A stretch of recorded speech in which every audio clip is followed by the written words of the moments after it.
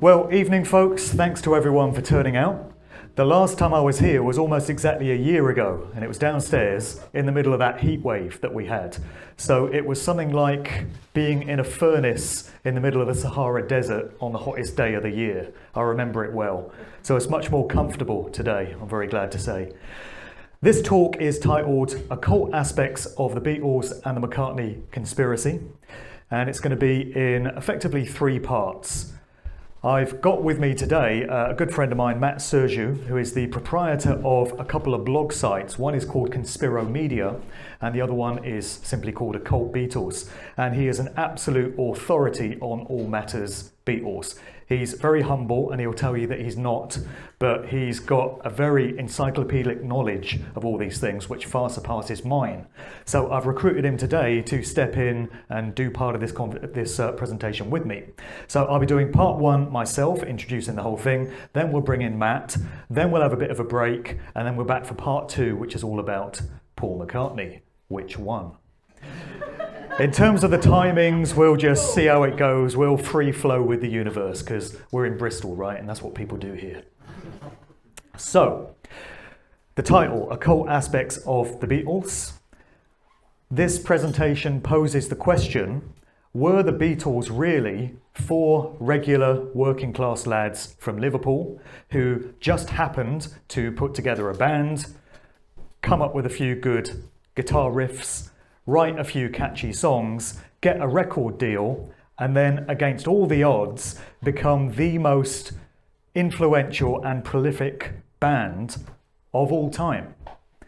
Does that sort of process happen under a group's own steam on a grassroots organic level, or can this process only occur at the hands of the organizations that make these kinds of careers happen? So that's the question that I'll be posing. It will probably be fairly clear how I feel about it as we go on, but we'll be looking at some of the evidence and much of the symbolism that pertains to the Beatles not having been an organic creation, but having been placed into the position which they were. They certainly are the most fascinating group to get into and to analyse, and you could make a full-time career out of just looking at the Beatles' music and their imagery and all the ancillary activities of the 4 members. There's no other group that you can apply this degree of scrutiny to, I feel. You can certainly go in on the Rolling Stones for several days, and there's no shortage of sordid and nefarious stuff to discover there, but no one ever really comes close to the Beatles. And I really don't feel that in 50 years' time we're all going to be sitting here looking back on One Direction or Justin Bieber and analysing their lyrics and their symbolism in the same way that people still are the Beatles 50 years on. So they really are a fascinating act to study. A good place to start would be with the very naming of the group itself then. And they went through different guises before they finally settled on the Beatles with the A in the spelling. So John Lennon first called his group the Blackjacks before it morphed into the Quarrymen. And then it was also known as Johnny and the Moondogs, the Nurk Twins for just 2 days, the Beatles spelt in this very interesting way with 2 A's, then the Silver Beatles, the Silver Beats, back to the Silver Beatles with an A before eventually surviving as the Beatles. That's an excerpt from my first book there. John Lennon in interviews gave these very cryptic, ambiguous comments regarding where the name came from, and famously he said, "It came in a vision, a man appeared on a flaming pie and said unto them, from this day forward you are Beatles with an A." I suspect that is an element of masterful speaking going on here, where he appears to be saying one thing, but when you look beneath the surface narrative, there's other things being communicated in his words, and there'll be some more examples of this as we go on. The Beatles had many connections through to the notorious Victorian-era British occultist Aleister Crowley, who crops up time and time again in the story of the corporate music industry. So many acts through the ages have expressed a reverence and a fascination to the occult works of Aleister Crowley. And one of the books that he put out was titled The Winged Beetle. Very interesting that we have the names of 2 acts that Paul McCartney was involved with, encoded in the title of this work, Wings and the Beatles. In terms of the beetle aspect of it itself, there is a particular breed of beetle, the scarab beetle, which was very important to ancient Egyptian mythology, ancient Egyptian civilizations. And these cultures would revere this particular creature because of its habit of rolling its dung into a ball, such as we see here, and rolling it across the landscape. And for the Egyptians, this symbolized the sun being rolled across the sky each day, from sunrise to the zenith of the sun, going all the way through to the setting of the sun at the end of the day. This process was symbolized through the habits of this particular creature, and so they came to revere this scarab beetle in their civilizations, and we see many inscriptions of this in ancient Egyptian hieroglyphs and other carvings. I've put this in just as a curiosity while we're talking about these scarab beetles. This is a coat of arms that was drawn up for George Martin, the longtime Beatles producer, known very often as the fifth Beatle, due to his hugely influential role in the group. And you notice something very interesting here. This was drawn in, I think it was a couple of decades ago, maybe in the 90s sometime. It's not a family coat of arms that goes back generations. It's one that was drawn up more recently. And in it, we see 3 of these scarab beetles of Egyptian mythology in the shield in the center of the coat of arms there. Interesting that there are 3 and not 4. As I say, it's just an added curiosity. We're going back now to the childhood of John Lennon and the area of Liverpool in which he grew up. This is the road in which the house where he grew up with his Aunt Mimi famously was situated, in Woolton, Liverpool. It was known as Menlove Avenue, which in itself is a name to conjure with, right? So then we look at some of the other places that were in the immediate vicinity of where Lennon grew up. We have Strawberry Field here, the original Strawberry Field on which the song was based. And this was a children's home, very close to the Lennon house in Woolton. And evidently the young childhood Lennon used to go down to this area and play and was captivated and fascinated by it. We have Strawberry Fields in Central Park, New York. This is the tribute to John Lennon in that city, very close to the Dakota building where he was assassinated. And so this is the American version of Strawberry Fields, but that was the original one back there in Liverpool. This is a map of the area of Woolton. We see Menlove Avenue going down the centre of the map there. It's probably a bit difficult to make out some of these place names because of the brightness of the image, but we can see some of the road names include Druidsville Road, Quarry Street, and there's Yew Tree Road, Calder Grange, and another reference to Druids in one of these road names as well. There was a video put out by Thomas Sheridan, the researcher, a while back, where he drew attention to some of the interesting road names in the vicinity where the young Lennon grew up, including Druids Cross Road and Druidsville Road. And he makes the observation in this video that all of this must have directly impacted upon the young Lennon as he played in the ancient strawberry fields which had remained intact for centuries. The field would have retained the same mystical animism within its environment from pre-Christian times. So he's making the point that Lennon would have soaked up some of the atmosphere and the mystic kind of nature of the area in which he grew up, and this was later channeled through some of the Beatles' more experimental music. These childhood experiences would have been released from his subconscious as Lennon began to explore Hinduism and other spiritual paths during the writing and recording of Strawberry Fields Forever, as the Beatles entered into their second phase, when they'd shed the original boy band image and all these love songs that they started out doing, and they embarked on their psychedelic, more experimental phase towards the end of the 60s. This is John Lennon's old man, Freddie Lennon, who was a sailor, and he spent much of his time away at sea during John Lennon's childhood. He was also an amateur musician himself and a singer, and he put out this single which was called That's My Life. It's misspelt here as That's My Life, but it's supposed to be life. And we get a very interesting design on the sleeve to this single, which is black and white checkerboard duality of the type that you see on the floor in Masonic temples. It's not the first nor the last time that we encounter black and white checkerboard flooring when it comes to symbolism related to the corporate music industry. But this is John Lennon's Old Man, and there's sometimes a piece of audio there which I play to people because Freddie Lennon sounded uncannily like John in terms of his singing voice. And in some of my talks I play a little piece of music, but it's evidently not here, so we won't worry about it. This is the original lineup of the Beatles.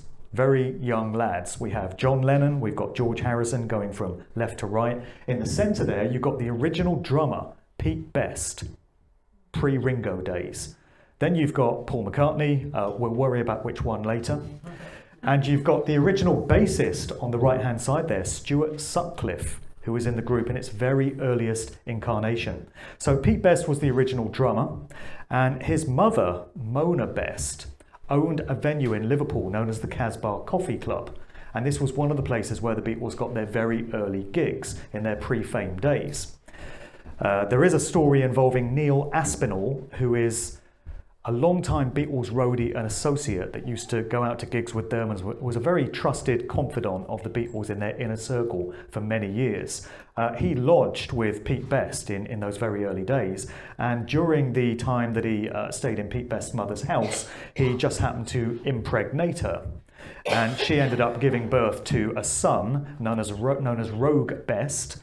So we had this very interesting situation where you've got Neil living with Pete, and they're roughly the same age, but he's now got a son with Pete's mother. Awkward. And quite soon after that, Pete is kicked out of the band and he gets to be replaced by Ringo. So whether this event had any bearing on Pete being kicked out of the band, we can only speculate. We also hear that Pete was quite a good-looking lad back in the day, and he used to attract the attention of young females. And John and Paul were apparently a little bit perturbed by the fact that Pete was getting all this attention from the ladies, so they replaced him with Ringo. Problem solved. There you go. So this is Stu Sutcliffe in a very early promotional picture. Stuart came from a Scottish family, and it would appear that the family was steeped in Freemasonry and had a history in that fraternity. So here he is striking a very interesting pose. He's making this triangle of manifestation with his fingers and thumbs, and he's holding it roughly above his sacrum, the sacrum chakra. And so this is a symbol which is used within Freemasonry and other occult secret societies. And the triangle of manifestation is where you apply your will or your intent to a situation that you wish to bring about into physical manifestation. And you put that energy into it, and you're supposed to be able to bring about your wishes through applying this symbol. So here's Stuart striking this particular pose, which is not something you'd really do by accident, I feel. Your hands wouldn't naturally go into that kind of pose just as you're sitting there. So it would appear to be deliberately posed. Here's Anton LaVey, the High Priest of the Church of Satan, which was formed in 1966, giving us the same symbol, the triangle of manifestation. He's holding this one above his eye and applying his energy that way. But either way, the idea is the same. Here's another one of Stuart Sutcliffe behind an interesting iron gate design arrangement. And you'll see that the spirals of the gate are arranged into 3 sixes if you look at them the right way. This, I would suggest, is again no accidental pose. He didn't just happen to be stood behind a gate and a photographer snapped him there and then. This was a deliberate pose, and it's a way of communicating what it is he's associated with through the symbolism. This is very far from an isolated example. Through the ages, through the decades, we see this type of symbolism cropping up time and time again with A-list household name artists. Stuart didn't last very long. He died in 1962 at the age of 21 of a reported brain aneurysm. And this was during the days when the Beatles were performing in Hamburg, those very grueling early gigs that they did. Reportedly, Stuart got into a fight involving some of the crowd, and the whole of the group were involved, and he took a few punches and hits, and this, we're told, is what led to his brain aneurysm, which killed him at the age of 21. And then Paul McCartney became the bassist of the Beatles, taking up the role that was vacated by Stewart.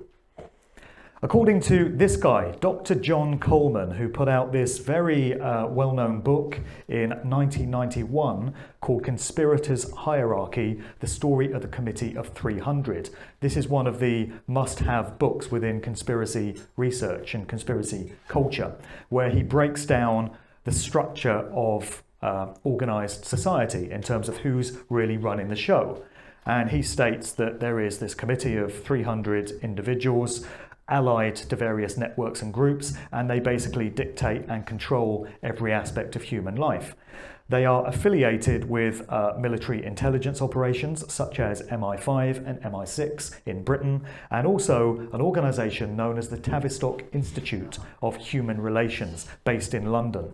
This is a think tank organisation which concerns itself with social engineering and mass mind control.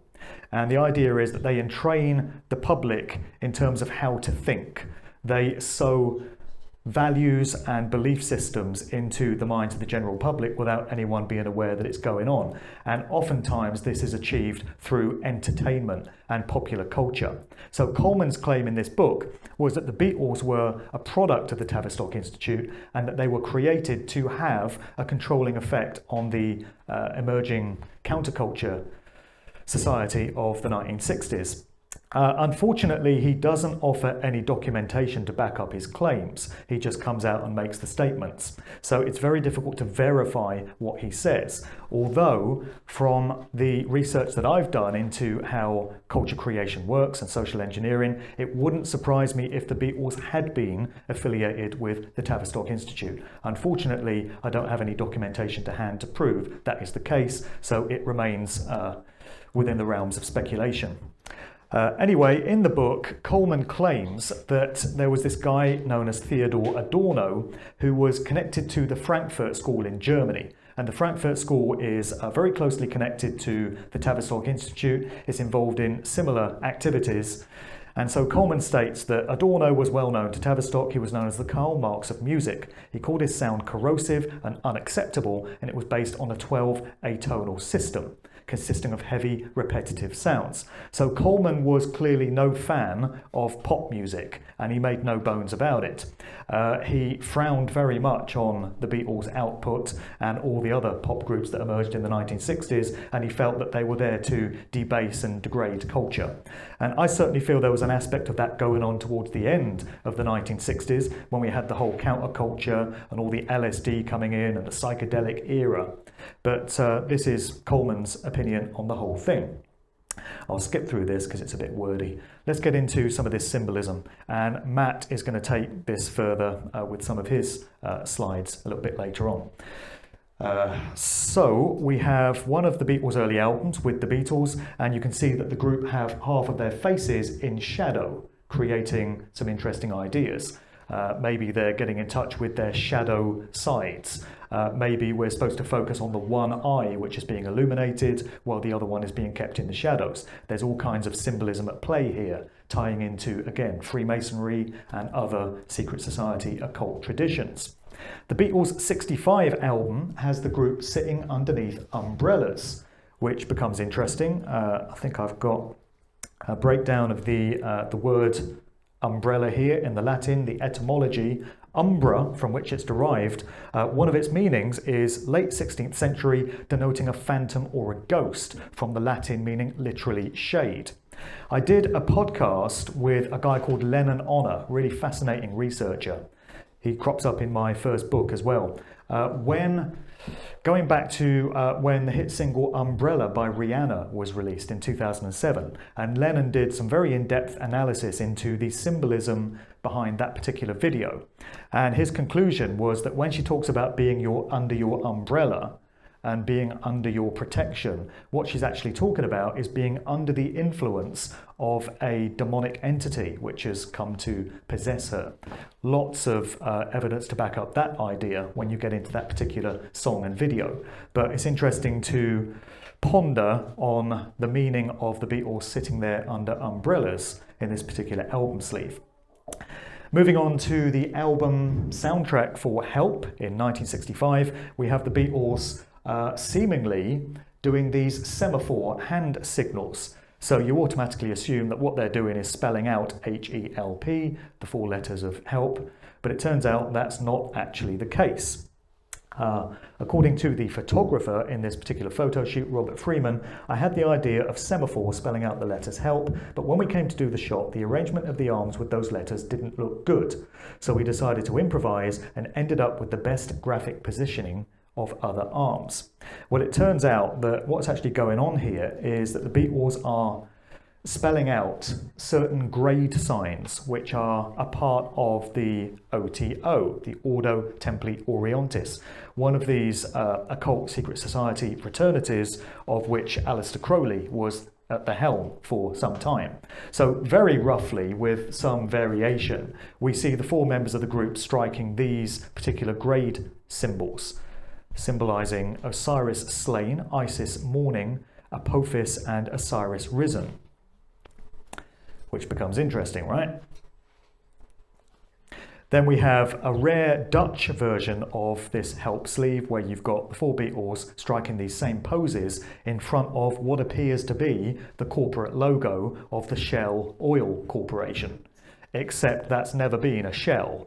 All along, that corporate logo has symbolized the rays of the rising sun. So we're back to solar worship cults here in terms of the symbolism being conveyed. This is the sleeve to the Rolling Stones album, Their Satanic Majesty's Request. Interesting name on any level. This was released at the end of 1967. It was very much a pastiche of the Beatles album Sgt. Pepper, which had been released 6 months earlier. And you can see from the album sleeve there, the design is very similar to the Peter Blake designed sleeve that was used on Sgt. Pepper. It's pretty much a rip-off of it. But very cleverly embedded in the artwork to this album, we can see the 4 Beatles, Paul, George, John and Ringo. It's indicating there where they appear in the image, but they've been subliminally put into the image to go straight into the subconscious mind of the viewing public for whatever reason. Here are the Beatles hanging out with Jimmy Savile. Now, people might say, anyone that was in the pop business in the 1960s would have known Jimmy Savile because he was the host of Top of the Pops and all the groups were associated with him. But the Beatles seem to have quite an association with Savile. He introduced many of their shows on some of their UK tours and would travel around from gig to gig with them. Here he is in a black and white checkerboard coat design, going back to the image that we saw earlier, the black and white checkerboard coming out of Freemasonry. And I think the other guy there, third along on the back, is Tony Prince of Radio Luxembourg, I believe, who was also a big radio DJ in those times. Here are the Beatles posing with Savile, and they're all pretending to be asleep or in a trance, possibly. I mean, I'm throwing everything in here, as you can see. Here we have an interesting image where John and Paul are placing their right arm, inside the sleeve of their coat. And this is another very blatant sign of Freemasonry, which we've seen represented through the centuries by various public figures and world leaders and dignitaries and celebrities. Here they are striking the same pose. Here's some of the famous people through history that have been pictured striking that very same pose. Would that just be coincidence? Would it just be an arty, fun thing to do in a photo shoot? Or is there more being communicated here? Are they letting you know what it is they're a part of? Elite society, the privileged chosen few, the ranks that are reserved just for those influencers of society and not for regular members of the public, going back to the original question of whether these really were just 4 working class lads from Liverpool who just happened to make it big. And we have the Masonic idea being conveyed here in this additional photo. So this is George Martin, who I mentioned briefly earlier. He was a wizard producer, sonic sorcerer, engineer. He started out his career, or got much of his training, in the BBC Radiophonic Workshop. And this was the place that experimented with sound and looked at different ways in which sound frequencies could be employed in different situations. They came up with the very distinctive, eerie theme tune to Doctor Who, way back when that started in 1963. So George Martin worked for a while at the BBC Radiophonic Workshop. He put out a couple of records actually under the pseudonym of Ray Cathode. And this was in the days before he became the Beatles producer. And as the group's career took off, he very quickly stepped in to become what was known as the fifth Beatle. And he was very instrumental in shaping their sound, particularly when they went into their latter period, post-1966, when they started introducing the orchestras and their arrangements became very complex. And the group would spend time in the studio perfecting the sound of their records. When they had stopped touring, they just put all their efforts into their studio productions. So George Martin had a part in that. He was very much a part of the British establishment, came from an aristocratic family, he was knighted, all the usual credentials. I'll skip over that because it's a bit wordy, and I'm going to skip over that as well. These are very loose connections between the Beatles and Laurel Canyon when you get into the work of Dave McGowan and other researchers that have taken up the mantle in terms of looking at the hippie counterculture scene coming out of California in the mid to late 1960s, and all the evidence that there is to show that so many, if not all, of the prominent musicians from those times who very much shaped the culture of those years came from establishment military backgrounds. When you look at what the fathers, what the grandfathers did, you go back into the ancestry, you find links time and time again into military intelligence, different expressions of the armed forces, the government, the Pentagon, Ivy League universities, all of this. All the kind of connections you wouldn't necessarily expect to find from the fathers of gritty working class musicians, if that's what they really were. So there are a few loose, tenuous links between the Beatles and the Laurel Canyon crowd, but I'll spare you that today because it will take up too much time, but it's all there in the books. Paul McCartney's latest album, Egypt Station. Yeah, he's still churning them out. You might think at the age of 77 or whatever he is, he might feel like just kicking it back and taking it easy. It's not as if he has to work to pay the bills anymore. He will tell you that he still goes out there and tours and still churns out the albums because he still loves it. That's what Mick Jagger says, that's what Tom Jones says, that's what Bob Dylan says, that's what Elton John says, that's what they all say. They just keep going. It's my suspicion that these individuals who are at the very top of the pecking order are not allowed to retire. They are assets of the system that spawned them, and they're also cash cows, and they're required to keep going out there, keep churning out the product. It's partly to generate huge profits for the record companies, and it's partly because of the mind control and the social engineering and the culture creation aspects of what it is that they do. But either way, they're all still out there, all the old timers, all the sirs. Have you noticed these sirs never retire? They just keep performing. So McCartney put out this album last year, Egypt Station. We're back to Egyptian symbology, going back to some of those earlier links, and there's plenty of connections through the years there as well. He put out the album Ram back in the 1970s. We have this depiction of a ram on the cover. He also had an album under the pseudonym of Percy Thrillington, an orchestral album released in the 70s, where he appears with a ram's head. And in Egyptian mythology, the ram symbolizes, Matt, help me out, is it Horus? Yeah, in a roundabout way it does, yeah. I had a mental block there, but yeah, a ram's head is one of the ways in which the figure of Horus in solar Egyptian mythology was symbolized. I'm going to leave the frog one to you because this came from your site. This is an amazing one, but I'll let Matt explain that one. Back to some more suspect imagery. We have the Beatles with Hannibal Lecter style face masks on. What the hell is going on here? We have John Lennon with a flower placed over one of his eyes. So again, it's drawing attention to the other eye and evoking the one eye symbolism that we get in Freemasonry and other occult mystery schools. We've got McCartney scratching one of his eyes through the decades, many years apart, these pictures, and he's striking the same pose, if indeed it is the same individual in these pictures, which we're going to get onto in part 2. But very interesting that his finger is going to the same eye, creating the same effect, all these different years apart. On the sleeve to the Yellow Submarine album, we've got a couple of very familiar symbols which crop up in music videos from the contemporary era. If you look at videos from all these pop puppets that we have now, Miley Cyrus and Taylor Swift and Beyonce and Rihanna and Kanye West and all these other jokers, you'll see time and time again a depiction of this hand sign, which is supposed to mean okay. So the cover story it means yeah, okay, everything's cool. But within secret society and dark occultist circles, this is another indication of 666. So you have the figure 6 with the 3 fingers indicating that it's 3 times the 6. This is a number very beloved of occultists. It's not necessarily an evil number in itself. In its base state, it is neutral until it has meaning and intent and energy applied to it. But in the hands of dark occultist sorcerers who don't necessarily have humanity's best interests at heart, they take that number and they twist it and use it to their own ends. And I don't think McCartney is telling us that everything is okay here.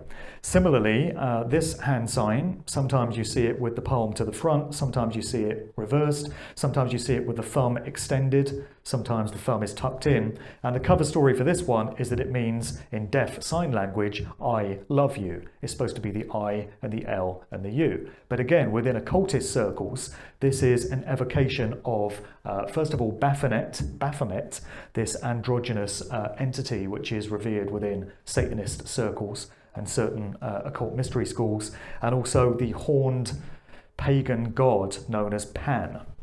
So we see this cropping up time and time again.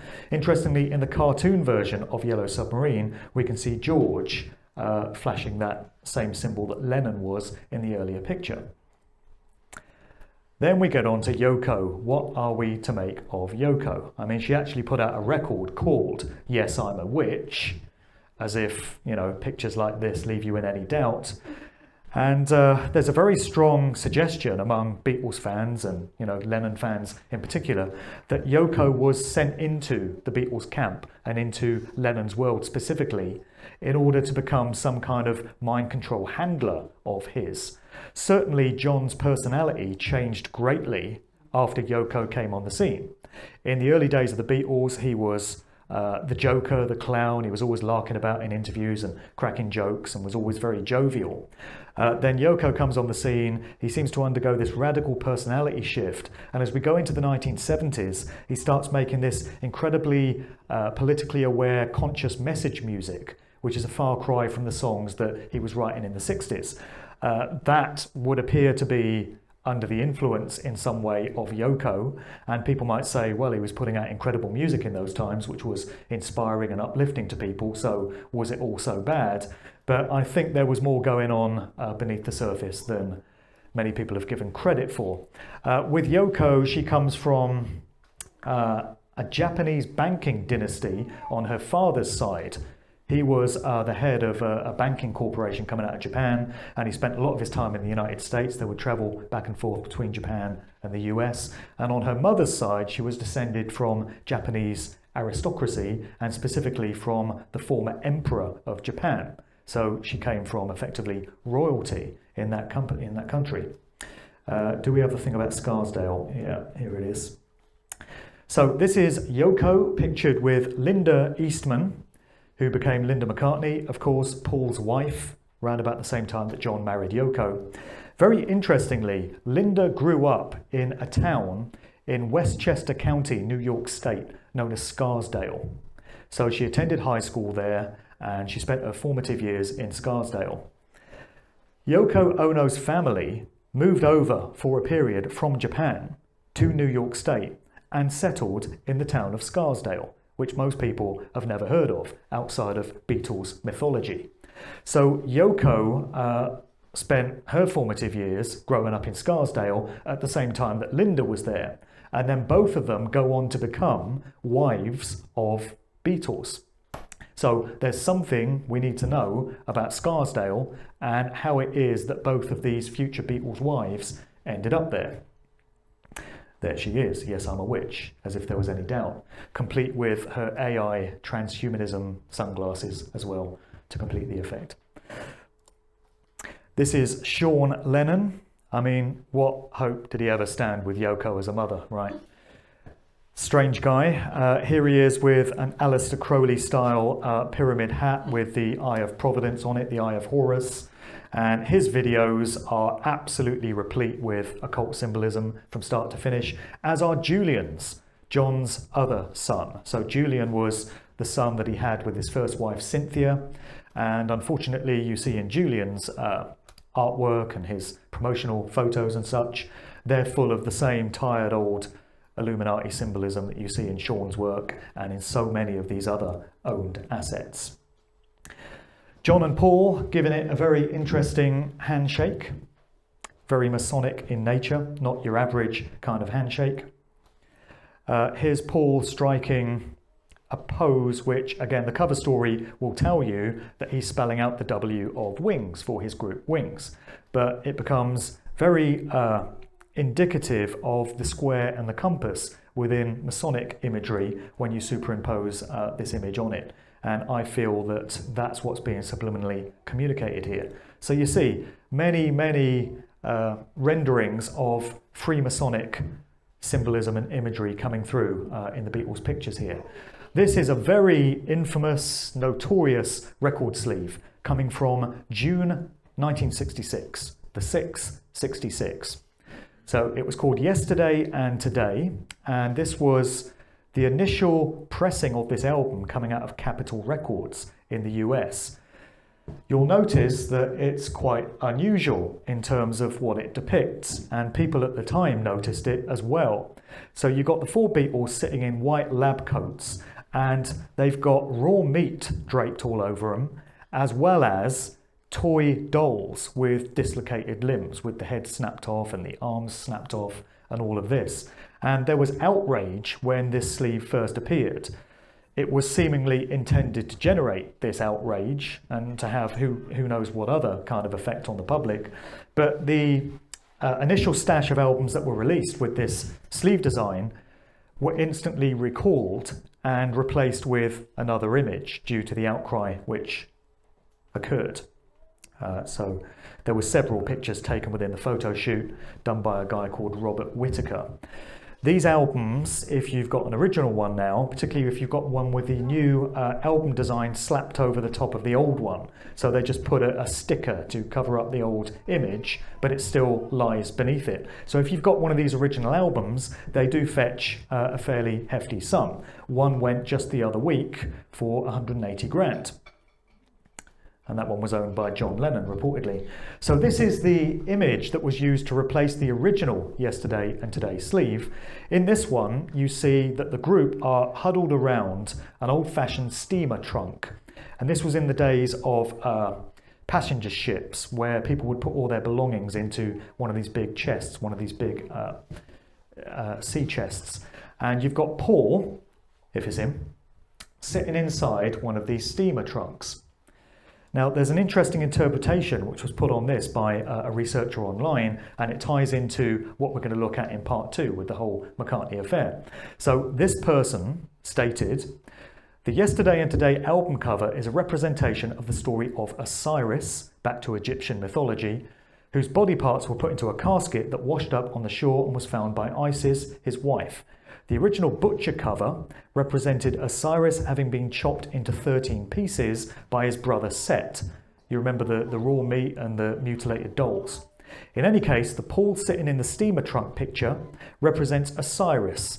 In the legend, Isis reassembled the body parts, brought the body back to life long enough to have sex with it, and subsequently bore Horus, who avenged his father's death by engaging Set in a battle.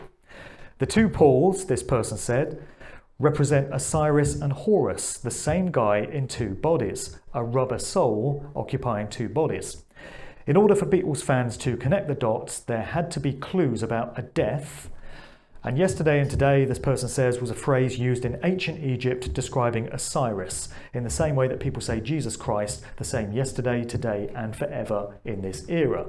Well, that's certainly a tantalizing interpretation to put on the meaning of both of these sleeves, right? They've got to mean something.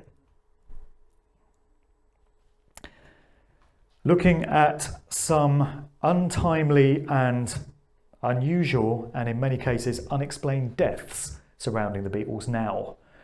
These become quite fascinating to study. So we've already discussed Stu Sutcliffe up in the top left there. In the middle top we have Brian Epstein, the longtime Beatles manager. He died on the 27th of August 1967, and we're told that it was of a drugs overdose at his own hand, so it was chalked up as suicide.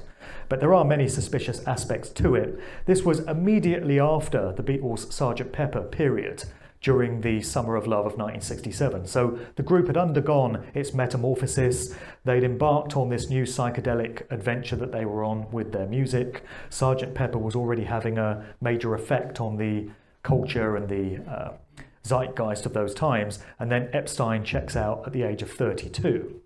From that point on, the Beatles are effectively without a manager. You know, various people try to hold their affairs together, but that's the end of the original era of the Beatles. It's almost symbolic in that Epstein checks out at that particular point in the timeline. On the far right at the top, we have Dr. Richard Asher, who was a neurologist. He was a hypnotherapist, or he was a scientist, a doctor that studied the effects of hypnosis and dream states and mind control techniques. He worked at the Central Middlesex Hospital, yeah, close to London. So he was the father of Jane Asher, who was Paul McCartney's girlfriend for a big part of the 1960s. She was an accomplished actress in her own right. And she had a brother called Peter Asher, who, have I got a picture of him here? No, but anyway, Peter Asher looks like one part Ed Sheeran, one part Austin Powers when you see a picture of him. He was part of the group Peter and Gordon, and Paul McCartney is said to have written a couple of songs for them, including their hit single A World Without Love. And he was also one of the part owners or partners in the Indica Art Gallery, which had a very pivotal role in the counterculture avant-garde art scene of the 1960s. Paul McCartney was a partner in that business as well. But anyway, back to Richard Asher, father of Jane. We have this very unusual situation where Paul McCartney moved in to the Asher household in Wimpole Mews, London.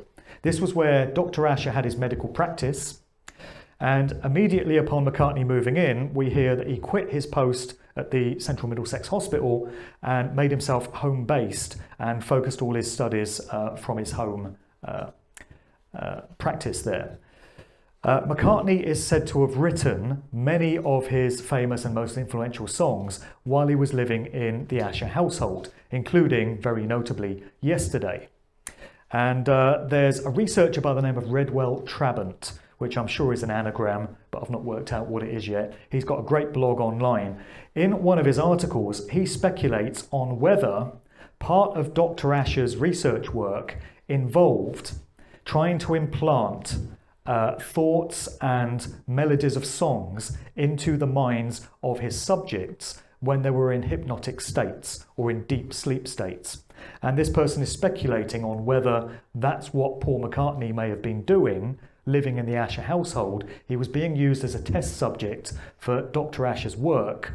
By the way, Dr. Asher's wife, Jane's mother, was a music teacher. She was engaged with the Guildhall School of Music, and among other students that she had on her books was George Martin. She taught him to play oboe and piano and other instruments. So she was a music composer in her own right.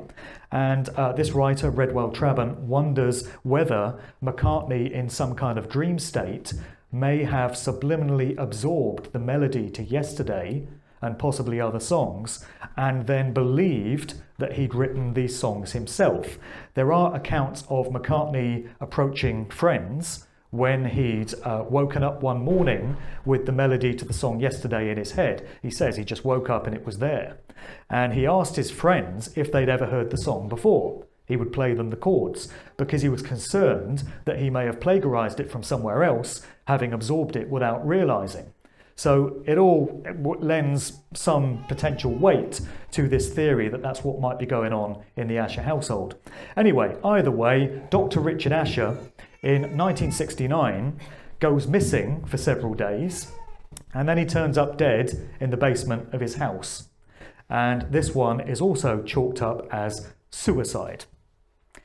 Richard Asher lived just a stone's throw away from Dr. Stephen Ward, who was a society osteopath, very highly connected in elite social circles in 1960s London. His medical practice was just a short walk away, and he too is said to have committed suicide in 1963. And there's some very loose connections there to the Beatles with Dr. Stephen Ward as well, which Matt documents in his blog.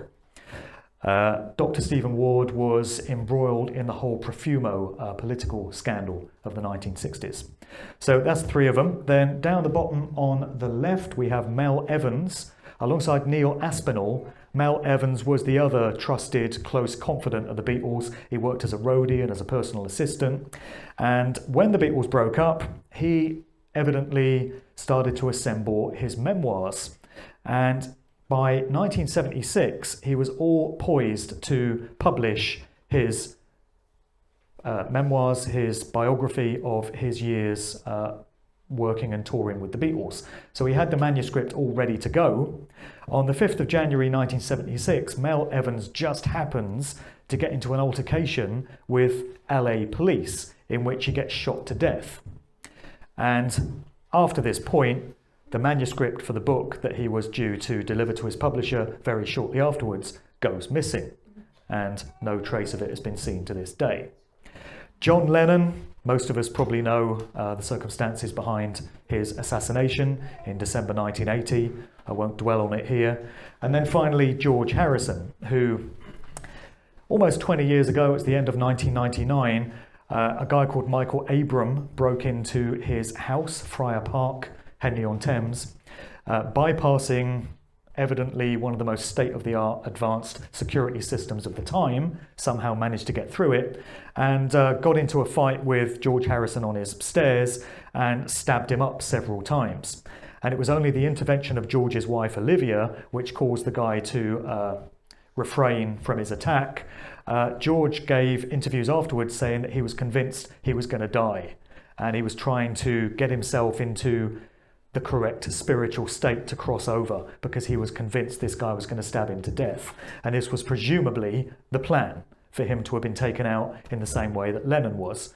So George survives, but not for long. 2 years later, in 2001, at the age of 58, he died from complications arising from different cancers, which had evidently been brought on as a result of this attack 2 years earlier. So some very turbulent deaths there in the world of the Beatles.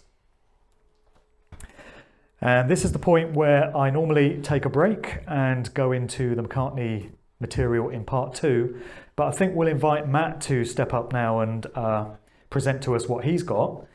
I think a lot of it is building on things that I've already mentioned, but he's got a lot of other original material as well. Just give me 1 minute while I line up his slides. Mojo about the whole place. Yes, I was a DJ. I think I should just explain a little bit about myself, just in case you're wondering who is this bozo that's just walked up on here, who the hell's he?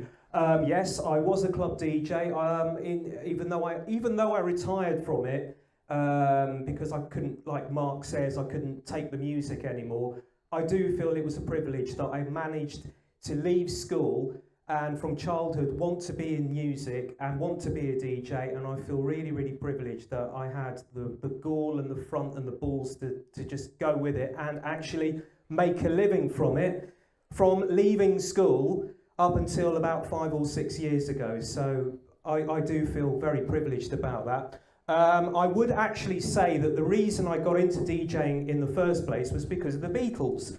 Not personally, they didn't come round to my house or anything, but my sister is 9.5, 10 years older than me. So when I was about 3, 4, she was 14. She was a teenage girl. She was buying records.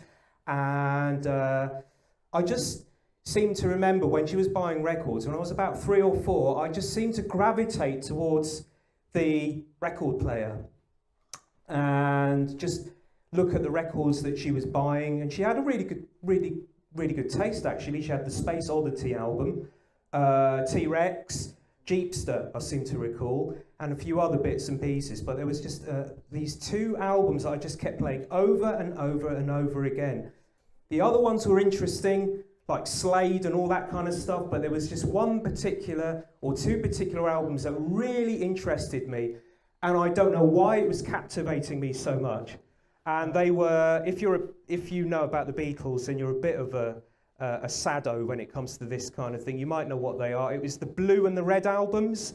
So you've got the red one, which is a double album, 1962 to 66, which is basically all the singles, all the UK hit singles, plus a few album tracks which were deemed classics. And then you had that one from 62 to 66, and then the blue one, which was 67, so it was Sgt. Pepper's, Strawberry Fields onwards until the breakup in 1970. And just on a little tangent, because I think it is quite relevant, well, bloody very relevant, blue and red is the Masonic colours, of course, so makes you wonder. They did say at the time that the reason they picked red and blue is because of Liverpool and Everton, the football teams, but I do wonder. Anyway, so as the years roll on, I get to my 30s and I start getting into alternative knowledge.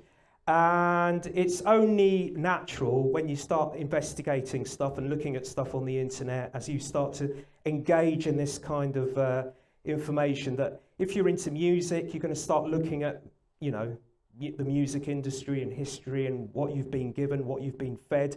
And because I was a massive, massive Beatles fan who followed their career from when I was a child, from when I listened to those records, all the way through my life, was inspired enough to become a DJ because I got into music through listening to them. And as I got older, as I was an older child, I started to buy books and magazines and I started to study the history. So by the time I got into alternative knowledge, of course, it's only natural that I'm going to start looking at the Beatles from a alternative angle. And that's brought me here. And it's a pleasure. And yes, so this is the Occult Beatles. This is basically the header, the title of the website. If you go onto the Occult Beatles website, that's what you'll see. And it's basically a workaround of that. And basically what I'm going to do while I'm here is basically just go back on what Mark's been talking about so far tonight. I think that's the best thing to do, is to kind of be like the support band to the main act and just pick up on a few things that he's already talked about and just to elaborate on them and add a few bits and pieces in that interest me and that I've picked up on from having watched this talk already before. So yes, we got With the Beatles, the second album, which was released on November 22nd, 1963, the very day of John F. Kennedy's death. The official story for this design that they went for, that the Beatles actually wanted to have, is that it was Robert Freeman, wasn't it, off the top of my head? The photographer, Robert Freeman, he came and he took this picture. And the reason they picked Robert Freeman was because they liked his style of photography. He was quite famous for doing black and white photographs. He photographed like jazz musicians, I think, according to the official history. He'd already sort of made a name for himself for doing black and white photos of jazz musicians. So they went for this guy, and that's the official story, that they went for that because he was so talented. And I'm sure there is some truth to that. Just an interesting little aside, and this is according to paulmccartney.com, if I'm not mistaken. The Beatles were so adamant that they wanted this picture that they actually almost went to war with EMI to have it come out. Now, if you think about it, we're talking late 1963. So the Beatles have only been going in the public eye in terms of national fame, sort of bordering on international fame. It's starting to get out there into Europe. So we're talking maybe a year, just a little bit less than a year because it's November 63. And they are so intent on getting this picture, which is so full of symbolism, they're so intent on getting this out to the consternation of EMI, so we're told. Because if you sort of look back to that time, we're talking Beatlemania. We're right into Beatlemania. It's starting to take hold. And the Beatles are sold as these four cheeky chappies, the four lovable mock tops, fun, laughing, joking, having a bit of a laugh, like Mark mentioned earlier about John Lennon. They can't stop joking about, and that's what kind of like sold them to Britain initially. So EMI didn't want this. They said, what are you doing, guys? We're coming out with this album. They've presented them with this photograph. They said, are you serious? You're the four lovable mock tops. You're having a bit of a laugh. Why are you coming out with... For a start, it's black and white. Why is it not colour? We're not like living in the 1940s anymore. And why aren't you smiling? Why are you smiling? And why are you covering your faces all in black and wearing black? And apparently, the Beatles pretty much went to war with EMI. They said, we want this cover out. And EMI said, well, we really don't think so. Remember, this is pretty much in the early points of their career. They could have completely effed up their chances. EMI, all right, they were making a lot of money off EMI, but at the same time, the Beatles were, early on in their career, it could have gone. They had to be careful. They hadn't yet sealed a worldwide reputation. They weren't superstars yet, but they wanted that out, and they were willing to risk their record contract, I would suggest, to have that out. Now, if I was in a band and I was in that situation, I would just say, do you know what? All right then, well, it's only a record cover. All right, have it. All right, okay, we won't do it. Do something else. But no, the Beatles wanted it, so that's what happened. Okay, official story. Right, okay, Robert Freeman is said to have taken this picture. There's a lady by the name of Astrid Kircher. You've probably heard of her. She was one of the... She started off as a fan of the Beatles back in their days in Liverpool, and she used to go to their club in Hamburg where they were playing, and she was an artist, a photographer. She still is. She's still with us, and she has intimated that this picture was actually copied from her. She's not said that it's been plagiarized, but she's pretty much saying it in a polite way, if you like. Back in 1960, I think it was, or 61, can't quite remember. Actually, I think it might have been 62, because Stuart had just died. The Beatles had gone back to Hamburg to honour some dates before returning back to Britain again.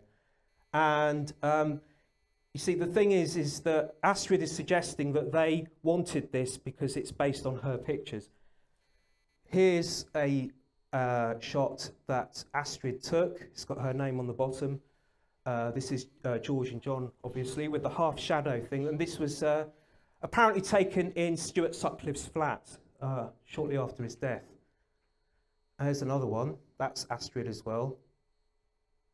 And so's that one. That's George. And there's her signature at the bottom. Hope she doesn't do me for copyright. Another friend who was... in with the whole Hamburg crowd and who was also friends with Astrid was a guy by the name of Jürgen Vollmer. And he's actually, I'm not going to go too much into this, but he's actually the guy that's credited with the Beatle haircut, for inventing the Beatle haircut, because he's the guy that he used to comb his hair down. It was like an arty kind of statement man. And he got the Beatles into doing that. Sometime in about 1961, he went to work as a photographer for a guy by the name of William Klein, who was a French photographer, I'm told, a notable French photographer and filmmaker. And in 1962, February 1962, William appeared in a film in which there was that, which is a year and a half before the With the Beatles album came out. Okay, so and this is where I'm having to revert to my notes here because I'm going to go off into like weird theory land. I'm going off the facts and I'm going off into weird, and I was really scared about doing this, and I was still working on this today, and you can see how messy it is. It's like I've scribbled this about 5 or 6 times now, and I'm still not happy. There's another original. Look at that one. And I'm now gonna grapple myself through this, right, man? Okay, here we go. Right, yeah, here we go. So this is the Four Faces that came out a year and a half before the Beatles album, and as far as I can tell, the Beatles have never, ever, ever mentioned this film. They've never mentioned this scene from the film. It's from a 1962 film, as I say, a film by Chris Marker. It's a French film called La Jetée, which means the jetty, and in a nutshell, it's a film about a post-nuclear invasion world. It's set in France. It's Paris. With the opening scenes, we see Paris. It's completely demolished, and we now have a new world where the people of Paris have moved underground into a cavern, if you like. They're living underground. We already have a hierarchical system going on. We have a set of rulers who rule over these people that they subject mind control experiments to. And the point of these mind control experiments, which is done through sleep, we're back to the sleep hypnosis thing again, is to somehow tap into their memories and into their dreams and find a time loophole. I'm not really sort of like au fait when it comes to science fiction, so do forgive me if I go a little bit.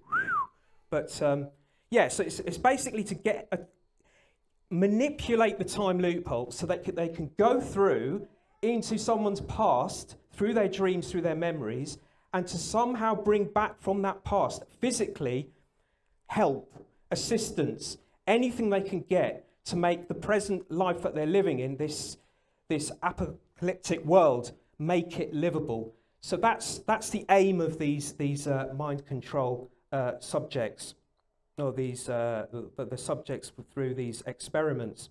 And there's one particular man who's we don't get the name of, who's the main protagonist in the film, and he gives out the strongest kind of response to these experiments, and he keeps dipping back to this girl who's from the past, and he keeps going back to the past, he keeps going back to the past. And there's another scene, well, it's not that one, it's this one. This is the scene towards the end of the film that he goes to. This is the future. And these people are in the post-invasion world, if you like.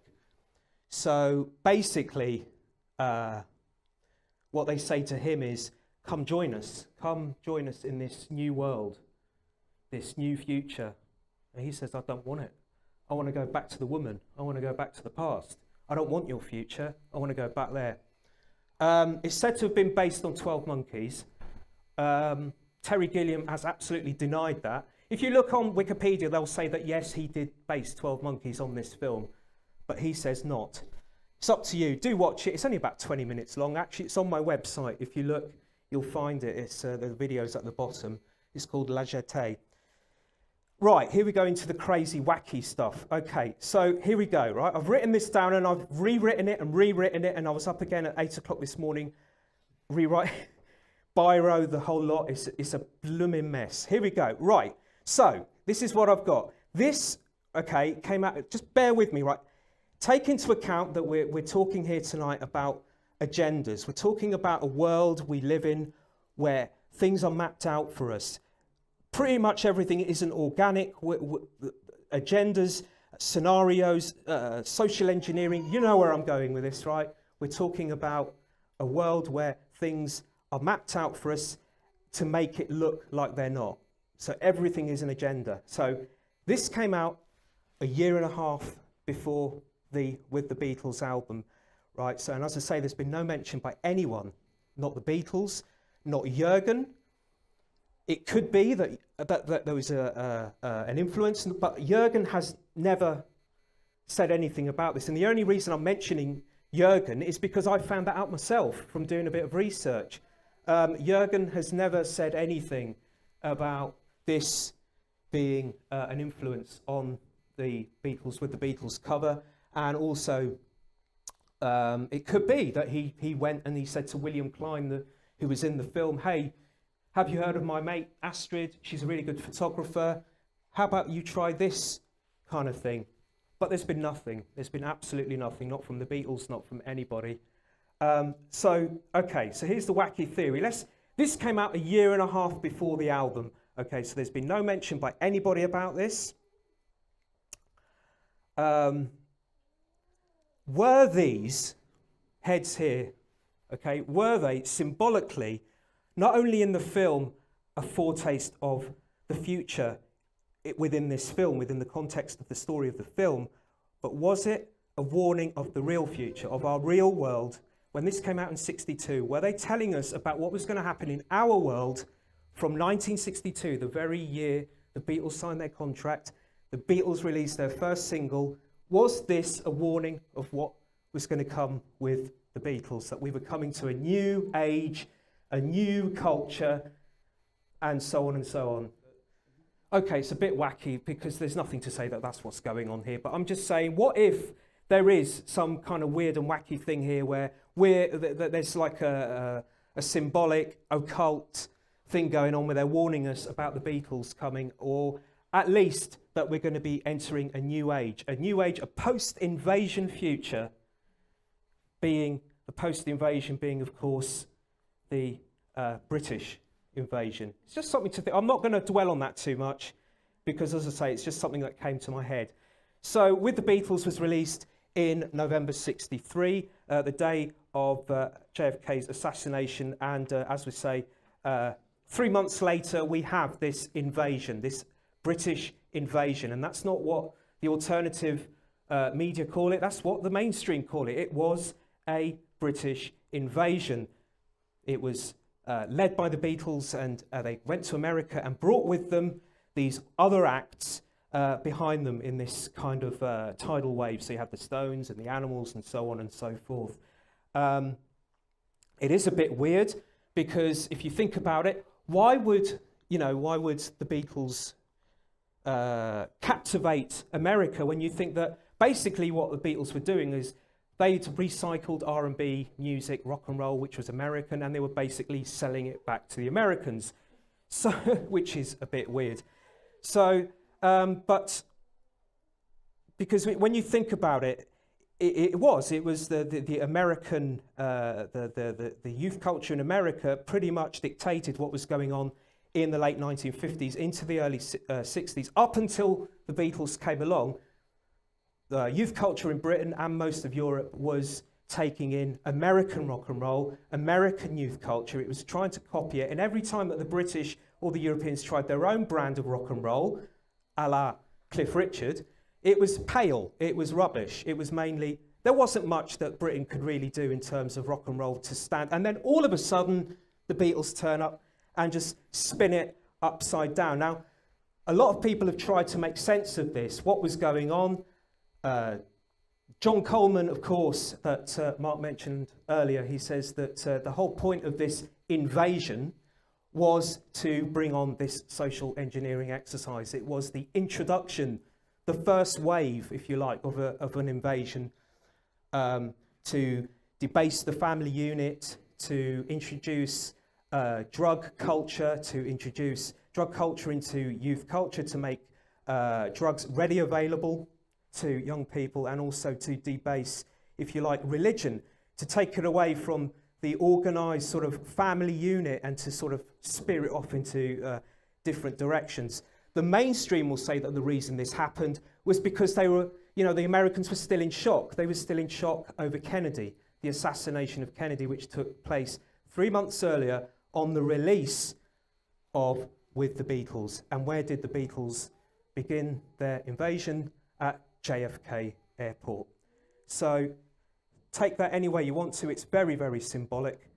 When you look at the counterculture and you look at LSD, for example, and the way it was administered in later years, and which the Beatles were flag wave bearers of, most notably through Sgt. Pepper, of course.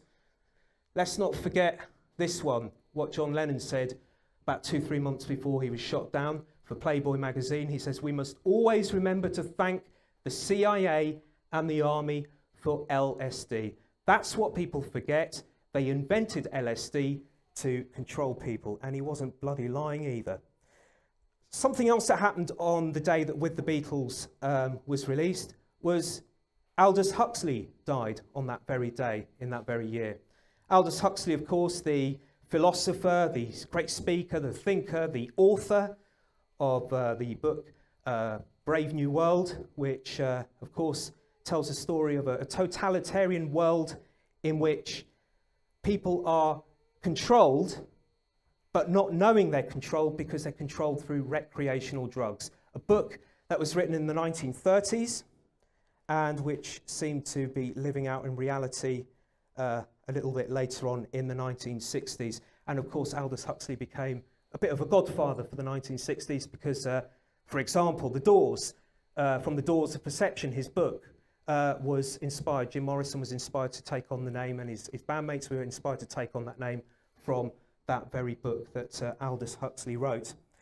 So we're into the 60s now and the counterculture. I will just mention also that in Brave New World there was a drug that was called Soma. And at this point I shall mention Steve Abrams. Steve Abrams was a pivotal figure in the 1960s London counterculture. He was American born, he was a parapsychologist, and in about 1960 he moved to Britain and he started to study at Oxford University, and then after that he started to work there.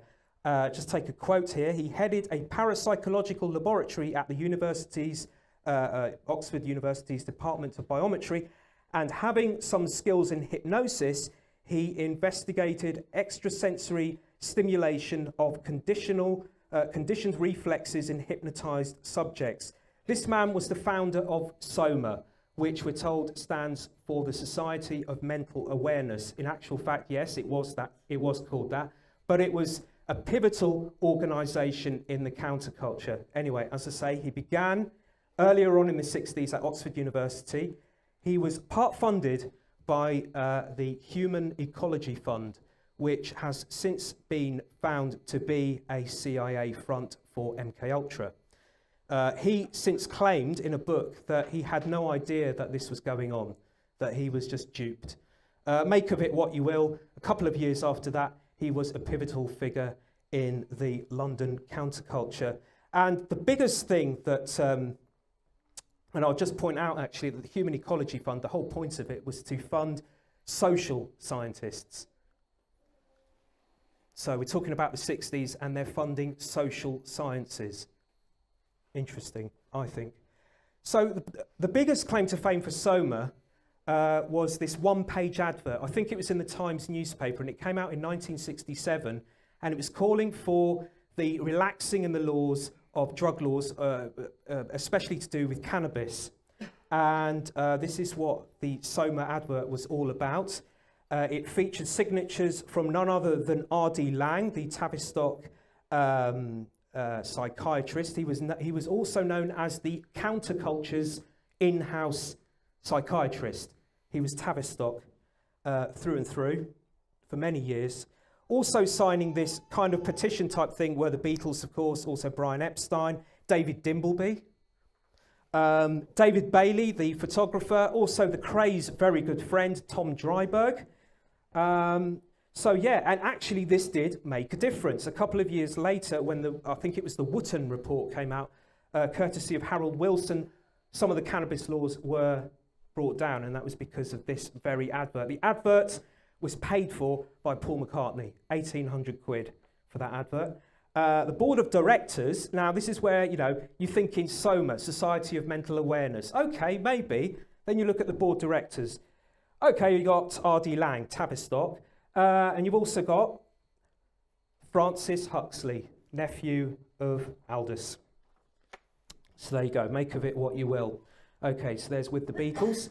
As I say, I'm just picking up on stuff that Mark has been talking about here. We've got the With the Beatles album. Again, same photographer as the one as the With the Beatles album. And like Mark said, it's meant to be flag semaphore. Okay, first alarm bell. I've watched the film many times. I might be wrong because I have got a bad memory, as you can tell from all these bits of paper.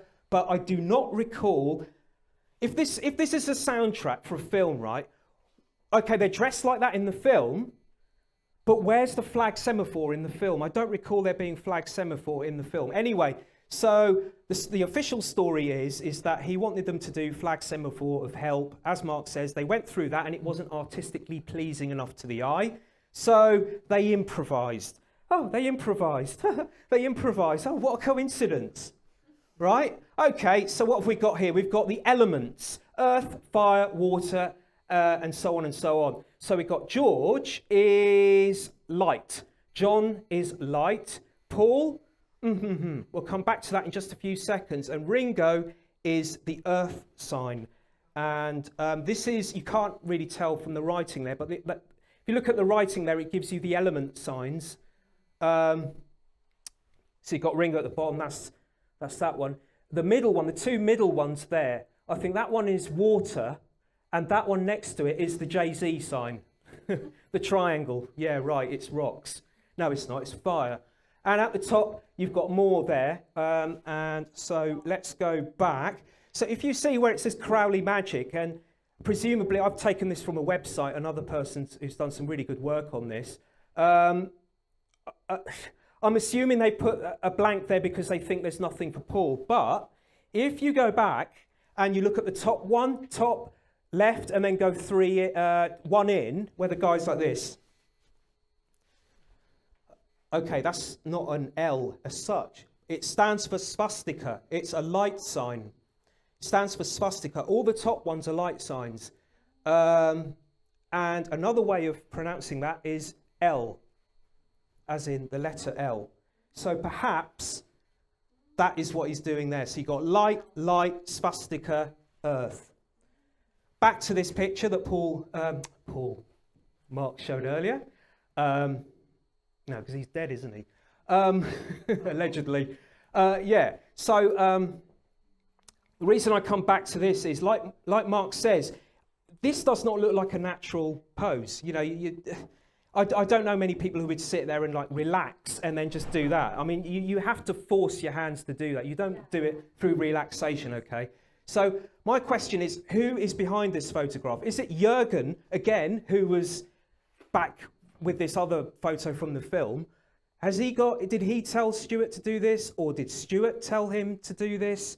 Because if we go back, you can't really see it, but if you go, you've got the two at the bottom, then you've got the two alongside each other. If you look on the left there, that's what he's doing. It's the water sign. Right? There you go. It's a bit clearer on that one. It's the water sign, isn't it? I think it is. So there we go. Let's give it a remix. So you've got light, light, swastika, earth, and water. Okay. That's just my take on it. Okay. Sticking with the earth signs, let's fast forward many decades. This is Sean Lennon's latest video, or most recent video. It's taken from a single, which I'm just having a look at here to get the full title of. It's called Blood and Rockets, Movement 1, Saga of Jack Parsons' Movement 2, To the Moon. And as you can see, again, we've got the son of a Beatle messing about with the hooded figures at the back. If I'm not mistaken, I might be wrong, but I think that's the sound for silence that they're giving. And again, we've got the Jay-Z things there, but they're not Jay-Z, that's fire. Okay.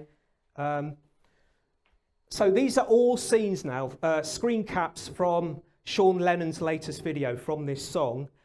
He said he based the whole video, the whole song, on a book called Sex and Rockets by John Carter.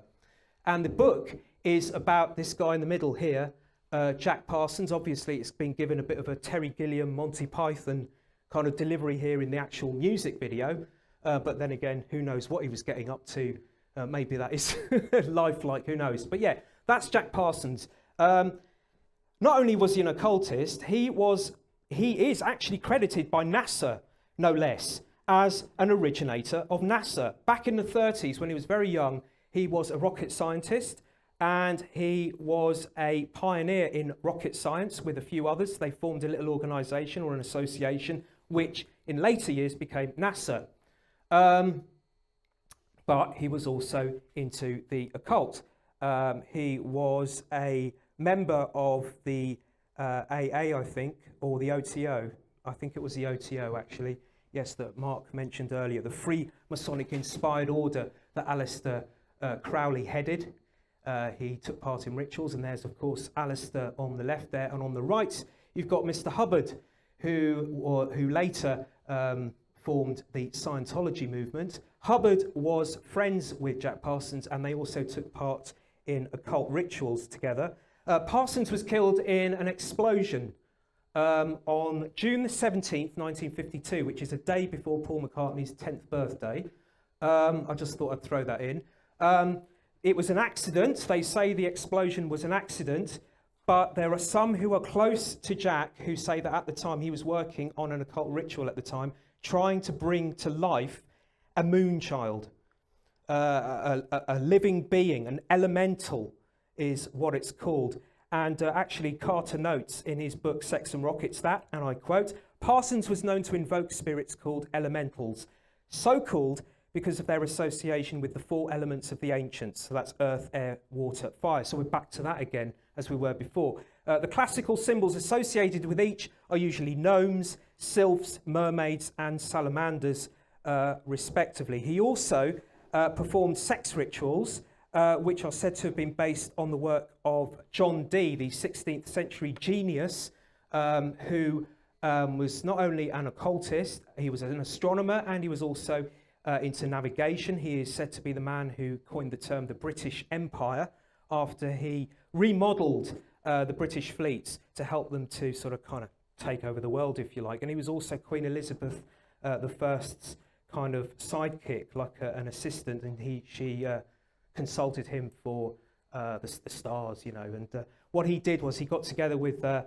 guy called Edward Kelly, who could actually summons the spirits, because what John Dee wanted to do, he was such a learned man apparently that he'd learned just about everything, but he really wanted to get to grapple what was the meaning of life. What is it? What the hell is it? So he got together with Edward Kelly, and they summoned some elementals and to try and find out. I don't think they did, but what they certainly did was get the Enochian alphabet. These beings gave them the Enochian alphabet. And this is what inspired Jack here to do his work. And he wrote the book called The Book of Babylon. He was trying to invoke the spirit of Babylon. I'll just mention this. He says in his own book that he wrote called The Book of Babylon, this is Jack Parsons, he says, Babylon, the nature of this force relates to love, understanding, and Dionysian freedom, which of course is what we got in the 60s with the counterculture. There's a few more, I'll just throw in a few more screen caps there of screen caps. I just thought I'd throw that one in because it's got the one eye. That's Jack Parsons. These are all from the video by Sean Lennon. There's Aleister Crowley, of course. Again, these are all from the video. So here's Sean Lennon featuring the very same picture that his dad had in the Sgt. Pepper cover, of course. And there's Sean in an earlier video. This is nothing to do with that one. This is from another music video with another band. And there he is wearing that hat, as you can see. Now, this is Sean again. I'm not sure if this is a TV program, if it's a TV program or whether it's like a YouTube thing, but it's called In My Room. And basically what it is a camera crew goes to the rooms of the famous people and takes a look either in their bedroom or their living room or wherever.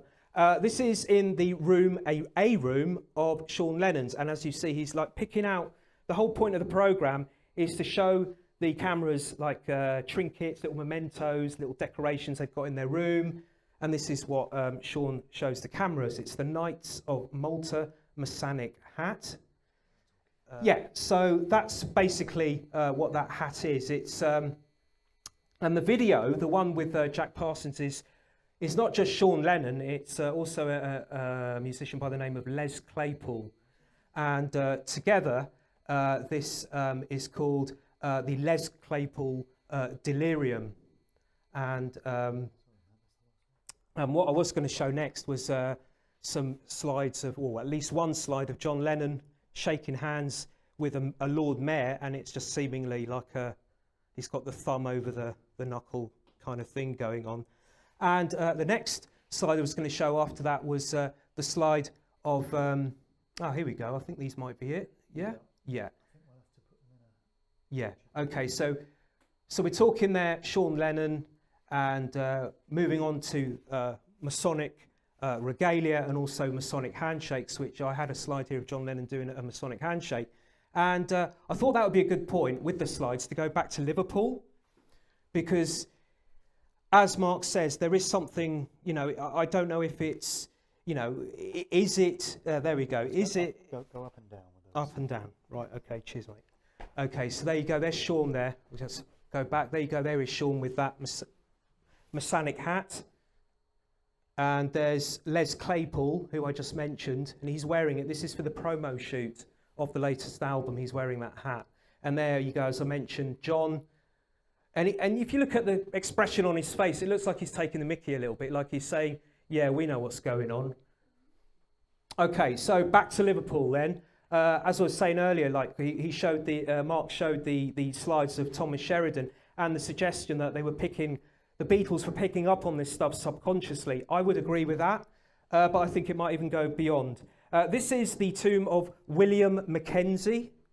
This is in Liverpool. This is a graveyard which is situated near to where Brian Epstein was born. And he's called William Mackenzie.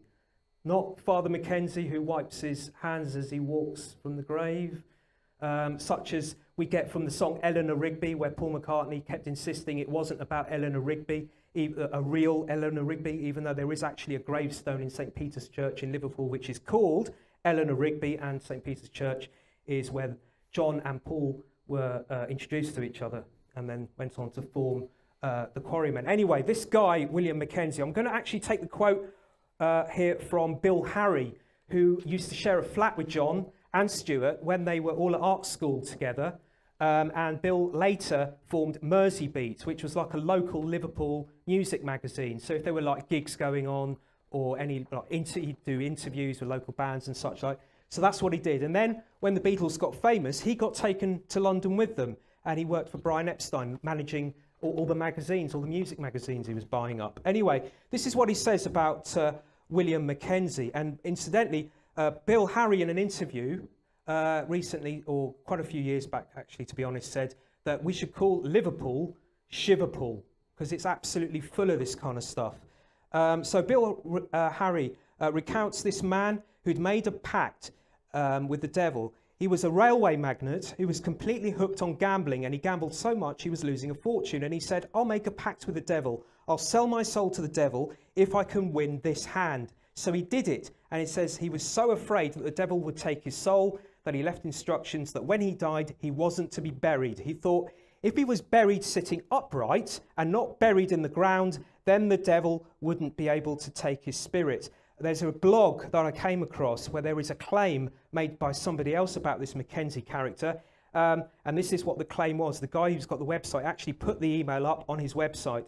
He backed the early railways, this Mackenzie guy, and he financed George Stephenson's locomotive machines. He was seen as a pillar of the community and a backer of commerce and industry. But there was another unsavoury side to the man few people were aware of. He was a compulsive gambler and an ardent atheist. There were strange rumours about the man. In 1826, 11 bodies were found in barrels in the cargo hold of a ship at Liverpool docks. The police traced the barrels to a house at number 8 Hope Street. That house was being looked after by a James McGowan, who was an associate of Mackenzie. Anyway, the police arrested Mr. McGowan after they found 22 corpses of men, women and children that had been dug up from the local cemetery. Mr. McGowan refused to name names, but everyone suspected Mr. Mackenzie of being the instigator. There were whispers that he had turned number 8 Hope Street into a body snatcher's warehouse. So there you go, that's Freemasonic, perhaps? Apparently not. Apparently William Mackenzie was not a Freemason.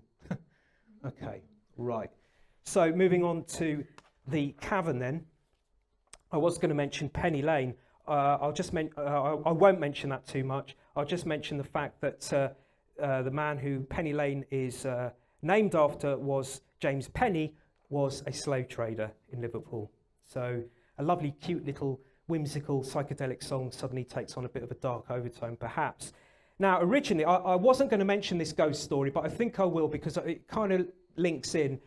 Bill Harry, in this radio interview, also talked about a ghost story to do with the devil that everyone in Liverpool talks about. And the reason I didn't want to mention it is because a lot of people in Liverpool, some people believe in it, other people tend to think, oh no, I've heard so many different versions of this is rubbish. But this is what Bill says. Now, originally when the Cavern opened in the 50s, and it was a jazz club back then, didn't play pop music, it was said that the owner, Alan Sitner, he said that the crowds used to come down, and when the jazz bands had finished, some people sometimes stayed and sort of had like a chat. And anyway, they were talking about the occult one night, and they decided to have a seance and lit some candles, and they were calling for any spirit to come. And this poor man came around where they were standing, and they were quite sort of impressed by the magnetism of this man. And they asked him, they said, "Who are you?" And he said, "I am Lucifer." And one of them was a skeptic, one of these people who was sitting around. He says, "I don't believe you. It's a whole load of rubbish." And so the man said, "If you don't believe in me and are an atheist, then you wouldn't mind if you gave me your soul." So he says, "Yes, you can have my soul." And the man leaned over and then sort of disappeared. The guy called Peter collapsed. They took him to hospital. He was 27 years old and he died straight away. Now, in the 1970s, the Cavern Club was knocked down. The top half of the cavern, because of course it's a cellar club, the buildings that were above it were knocked down, so everything, all the rubble and everything just went straight down. The Cavern had closed in the mid-60s anyway. It lost money. It wasn't doing well after the Beatles had left, so it closed down. And then in the early 80s, excavation work began. And this is a piece from a book called The Cavern Club, The Rise of the Beatles and Merseybeat. And it states, when the cavern was excavated in 1982, the builders stumbled upon an old shaft that led into a huge hole, a cavern underneath the cavern, as it were. It was filled with water, and the architect and the site agent bravely investigated it in a rubber dinghy. The lake was 120 feet long and 70 feet wide, and in parts 8 foot deep. There was no other exit, and because of the scrapings in the sandstone wall, they could tell it was man-made. But why was it constructed? Why indeed? You can't really see the writing I've got there for you, but I'll just read it for you. This is on my website, and this is from research that I collated about this and put into kind of a paragraph. It's said to have been built by Matthew Pluckington, what I just explained, a wealthy 18th century merchant who owned the old dirt road above, one that eventually became an invaluable trade route, and then a street that bears his first name, and that's been made famous by the cavern. That's Matthew Street, of course. It's been claimed that he was a dabbler in the occult, and that the excavators' unexpected findings back in the early 80s were the remains of an underground temple that he built for his rituals. Okay, so moving on to another place where the Beatles played in the early days, and this is pre-Beatles actually. This is the Quarrymen. It's the Casbah that Mark has mentioned. Pete Best's mum owns the Casbah, and this is what Pete said. This is back in the day before the Beatles were really famous. This is when they were the Quarrymen. This is when they weren't even gigging. They weren't even looking to be the biggest band in Britain. They weren't even the biggest band in Liverpool. They weren't even the biggest band on their street. So when they were offered the chance to play at the Casbah, and then the Mona Best said to them, "But hey, if you want this dream gig, kids," because they were like 15, 16, 17, "if you want this dream gig, you've got to decorate the club." This is what Pete Best, and he said this many times over in different forms. He's never shied away from it.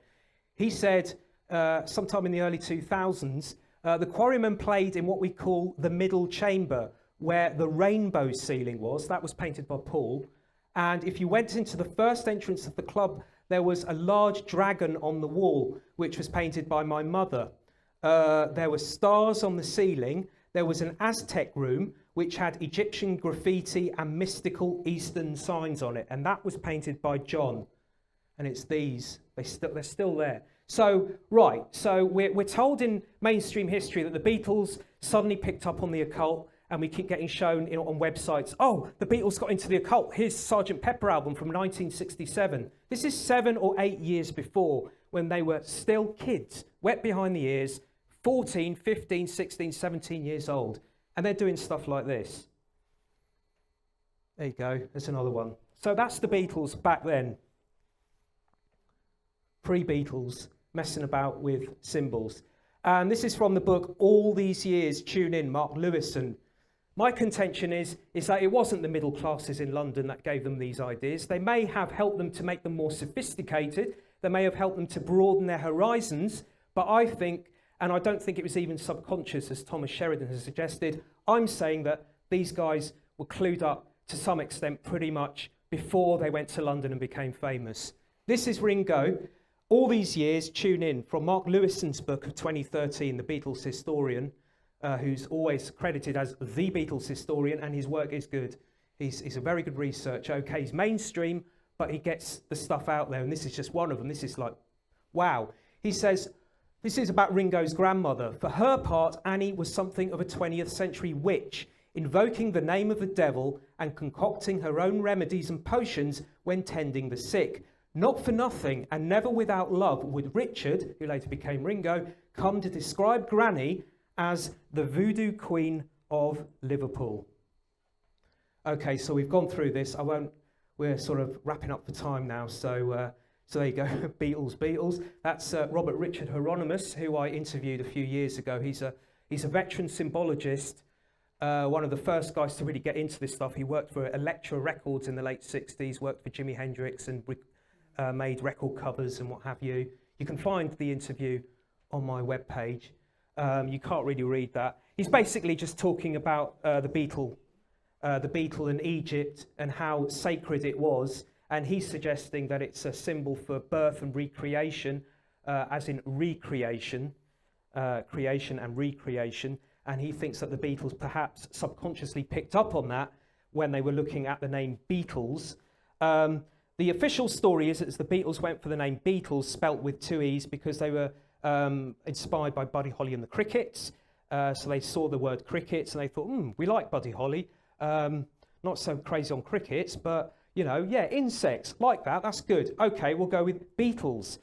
Because when you say Beatles, it could be beat. So it could be beat music or Beatles as in an insect, as in Buddy Holly. So it's kind of playing with that's the roundabout, that's what all of them have said over the years. That's the roundabout kind of thing, with a few little bits and pieces sometimes mixed up and go in different directions.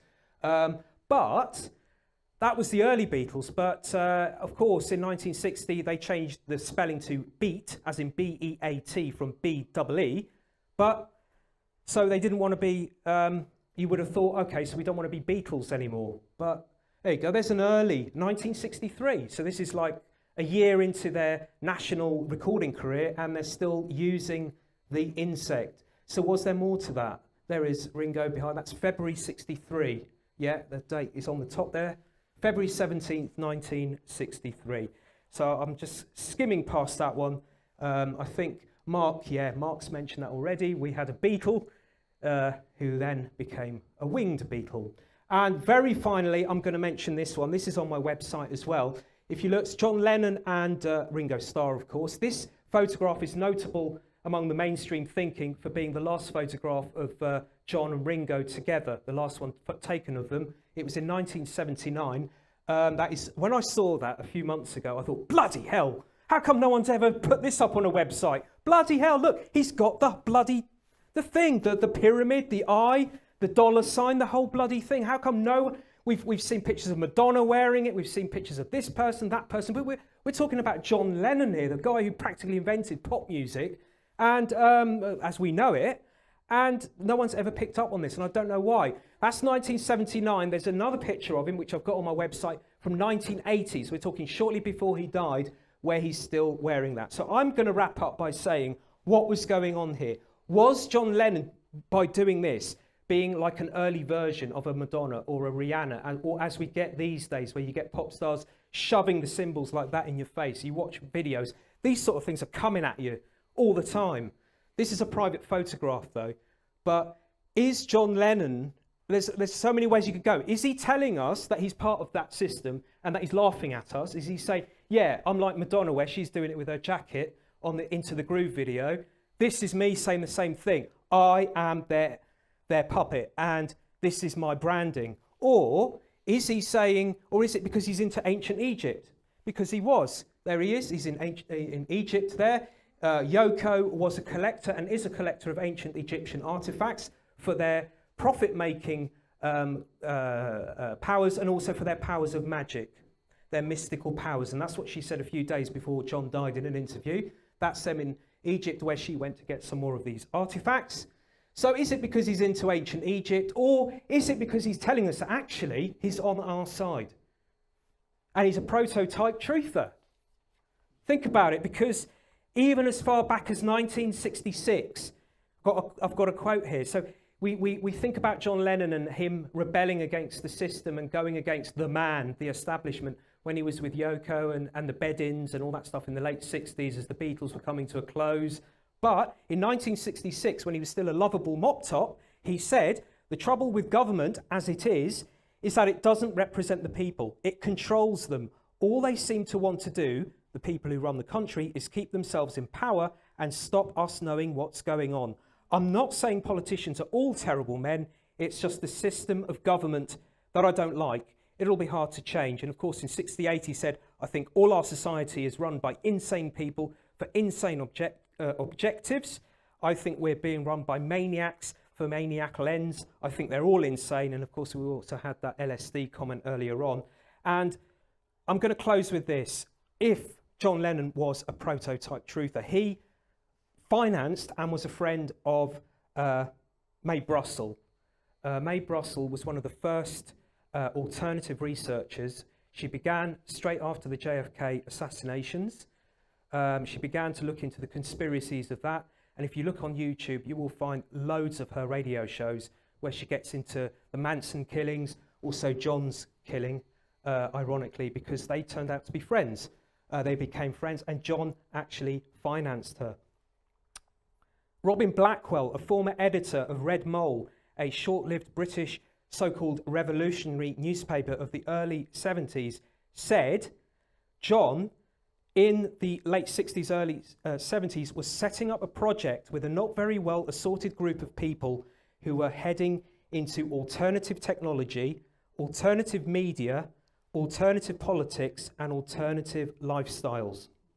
So when John came out of his retirement, his so-called retirement in 1980 to begin his music career, and was set to go on strike for workers the day after he was shot. He was booked to go to a strike a day or two after that. He was set for that. So when he came out of retirement, was he just coming out to play music, or was he coming out to relive, in the Reagan era, his revolutionary zeal? Well, we'll never know. But that's it from me. I will just say that of course, in part 2, Mark will be talking about another dead Beatle, and we're not talking about John or George, of course. So that's my site. Please go take a look. There you go. It's the Occult Beatles. Very easy. I mean, if you type in the Occult Beatles, you don't have to do all this HTTPS jazz. You should be able to find it very, very easily. And there's also this one, Conspiromedia, which is a work in progress at the moment. I'm completely redoing that one because I'm going to be looking into the work, inspired by the work of David McGowan, who did the Laurel Canyon stuff. I have been looking into for the last couple of years, and this site is going to be the base for all that research. So please do go take a look, and if nothing's going on, come back, because there will be stuff on there. Inspired by the work of Dave McGowan, I have been looking to see if the same thing was going on in London. And from the 2 years or so that I've been doing the research, yes. I mean, I mentioned one of them today, Steve Abrams, with his Human Ecology Fund and what have you. So there you go. That's me in a nutshell for tonight. Thank you to Mark for having me. Thank you guys for not falling asleep or walking off. And it's my first ever public talk. I've been a DJ all my life. I've played in front of 2,000-3,000 people. I've been on the radio. I still am. I still present a radio show. But for some reason, this is like, wow, I'm nervous. But so thank you for sticking with me tonight. And thank you. So we're getting into one of the most enduring conspiracy theories within the music industry, the idea that the real Paul McCartney died in 1966 and was replaced by an imposter that's been playing the public role to this day. That, of course, sounds preposterous to people the first time they hear it, but bear with me as we look at some photographic evidence and some symbolism and some other documentary stuff to try and make sense of this whole thing. So the idea is that the original James Paul McCartney died in a car crash in 1966. There's many different versions of the story. The most popular one involves him getting into some sort of argument with Brian Epstein and the other Beatles in a recording session on the 11th of September 1966. 9/11/66, which is the date that crops up time and time again in this particular legend. In some tellings of the story, the date is the 9th of November 66, which is 9/11/66 in the British date format. So it tends to vary as to whether you're speaking to an American or a Brit as to which date they tend to prefer. But 9/11/66 just keeps on cropping up. Here's Nick Kollerstrom's book, which is titled, in no uncertain terms, The Life and Death of Paul McCartney, 1942 to 1966. There it is.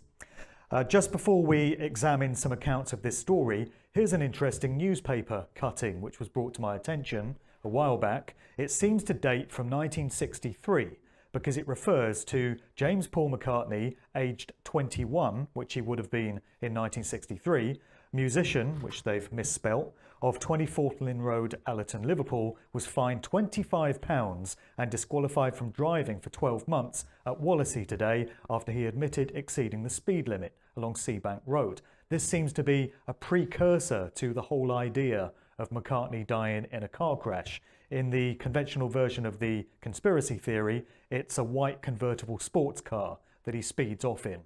And he gets involved in an accident. He's near decapitated, according to the official versions of the story. But here we have this story in 1963. A curious thing is the fact that the newspaper is reporting him as James Paul McCartney, a 21-year-old musician, whereas by 1963, the Beatles had already become household names in Britain. So everyone reading this newspaper would know who Paul McCartney is. So it's an interesting way of reporting that story. This picture purports to be from a moped accident which Paul is said to have had on Boxing Day 1965 on the Wirral up there close to Liverpool. And he was supposed to have been with Tara Brown, who was this young heir to the Guinness brewing empire, who himself died in a car crash in December 1966 in a white convertible sports car. He was evidently speeding through the London streets, lost control of his car and died at the age of 21. The story of Tara Brown is immortalised in the Beatles song A Day in the Life from the Sgt. Pepper album, where they talk about, I saw the news today, oh boy, what is it, he didn't notice that the lights had changed. He blew his mind out in a car, exactly. He didn't notice that the lights had changed. So this is an account of the Tara Brown incident in the Beatles song. And it's interesting that when we get the theory of what happened to McCartney, it seems to echo what we got with Tara Brown. But the McCartney incident is supposed to have occurred earlier. Anyway, these are facial injuries that are said to have been incurred by Paul in the moped accident of 1965, which again seems to be a kind of precursor to what was going to be coming the following year with this idea that he'd been killed in a car crash in 1966. The reason I've stuck a radio in here is just to remind me to talk about a couple of radio bulletins. I have to put these visual reminders in, otherwise I forget. I got contacted by a very well-known British music producer last year. I'm not going to give this individual's name because I told him I wouldn't, and I don't choose to divulge who this person was. But this person told me that they can vividly remember in 1966 hearing a news bulletin come over the radio stating that Paul McCartney had been involved in a car accident. And they said they listened avidly for a repeat of that news bulletin and it never came. It was just the one lone reporting of that story. It puts me in mind very much of the coverage of Building 7 on 9/11, right, by Jane Stanley of the BBC, where they reported that Building 7 had already collapsed some 20 odd minutes before it did, and you never saw that bulletin again on TV, and the BBC claimed to have lost it from their archives, but fortunately recordings exist. I was also contacted by a woman in America who also told me that she can remember in 1966 in the US hearing a radio bulletin stating that Paul McCartney of the Beatles had been killed in a road accident. So this one went further by saying that he'd actually died. Now, we've only got these two people's accounts of these events, so we can make of it what we will. I don't consider that they have any reason for lying, particularly the producer that got in contact with me. But there's a couple of accounts that people claim they remember from first-hand memory relating back to 1966. The Sgt. Pepper sleeve, which we looked at briefly earlier, is supposed to be absolutely laden with clues pertaining to the replacement of McCartney. Possibly the most obvious one is the fact that the Beatles are gathered around a graveside, with the flowers here on a freshly dug grave. And you've got the original incarnation of the Beatles over here, looking all drab and grey and sad and forlorn. And then in the centre, you've got the bright, vibrant new Beatles ready to enter into this new phase in 1967. And the idea is that the McCartney you get in the new lineup of the Beatles is different to the earlier McCartney. Most notably, he's taller than the other Beatles, which never used to be the case in the original lineup of the group. Now, someone worked out that if you apply a mirror to the centre of the drum, where you get the name of the band, Sgt. Pepper's Lonely Hearts Club Band, if you put a mirror in the dead centre, so you create a mirror image halfway up the picture there, you get a very interesting effect. In the middle, you can see that it now says I1IX, he die. And if you ascribe numerical values to those figures, it becomes 911 he die. And the he die bit occurs directly below where McCartney is standing in this picture. So according to many researchers, this is another symbolic clue that what we're looking at is a replacement to the original Paul. Another album that's said to be replete with clues is Abbey Road, that came out in 1969. And here we have the four Beatles walking across a zebra crossing. So it's black and white duality again. And Paul is out of step with the other Beatles. He's got his other leg forward. He's also barefoot and he's in a loosely fitting suit. And this has been interpreted as Paul representing a corpse. And this whole affair is supposed to be a funeral procession. So you've got John in white representing the priest. You've got Ringo as a mourner or a pallbearer dressed in black. And then George in denim as the gravedigger, with Paul as the corpse in this particular funeral procession, according to the interpretation that's been put on that image. There was a very great resurgence in the idea of McCartney having died and been replaced in the United States towards the end of 1969, around the time that the Abbey Road album was released. And it came largely through the student community of the US, different university and college campuses.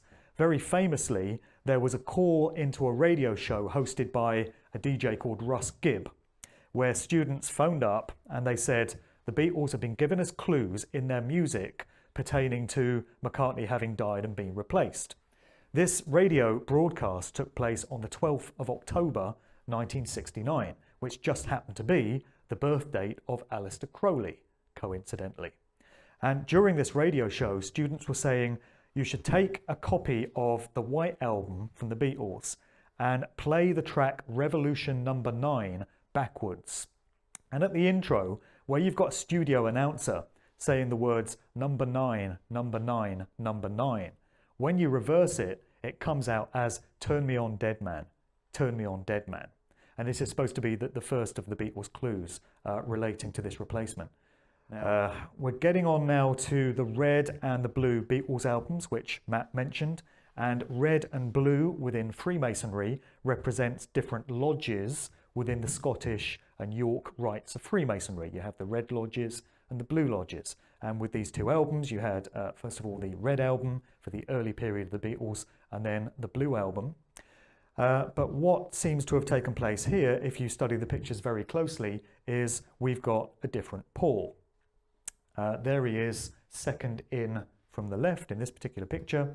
And when you compare them side by side, it looks very much like a different person. Now, a good friend of mine mentioned to me a while back that when she was very young, she was a very small kid, she walked past a record shop window where they were displaying copies of the Red and the Blue albums. And she looked at the two of them. She was probably about 7 or 8 years old. And she said to herself, oh, they switched one of the members.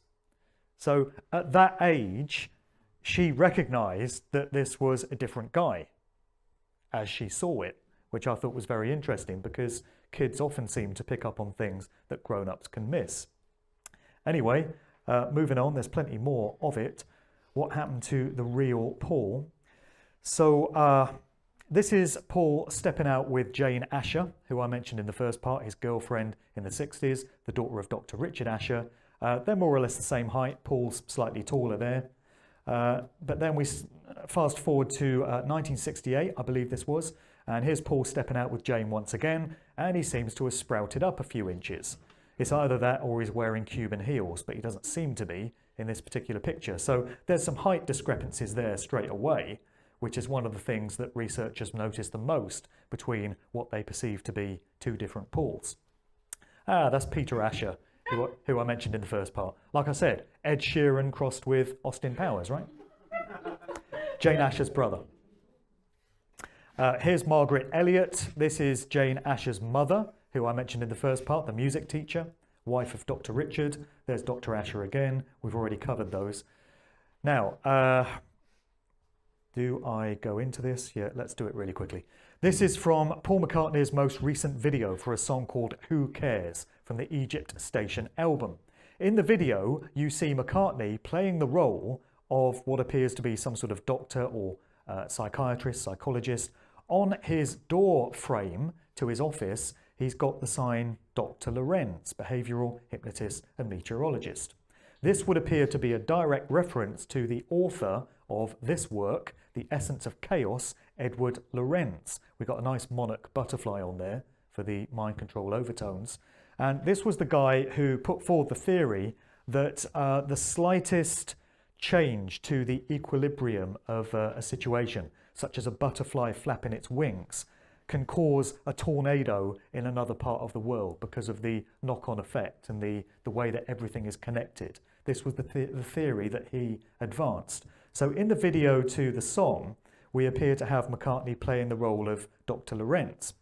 And he has this young girl coming in to visit him in his office, and he appears to be helping her deal with bullying, so the story goes. But what you actually find in the video is non-stop symbolism pertaining to mind control programming.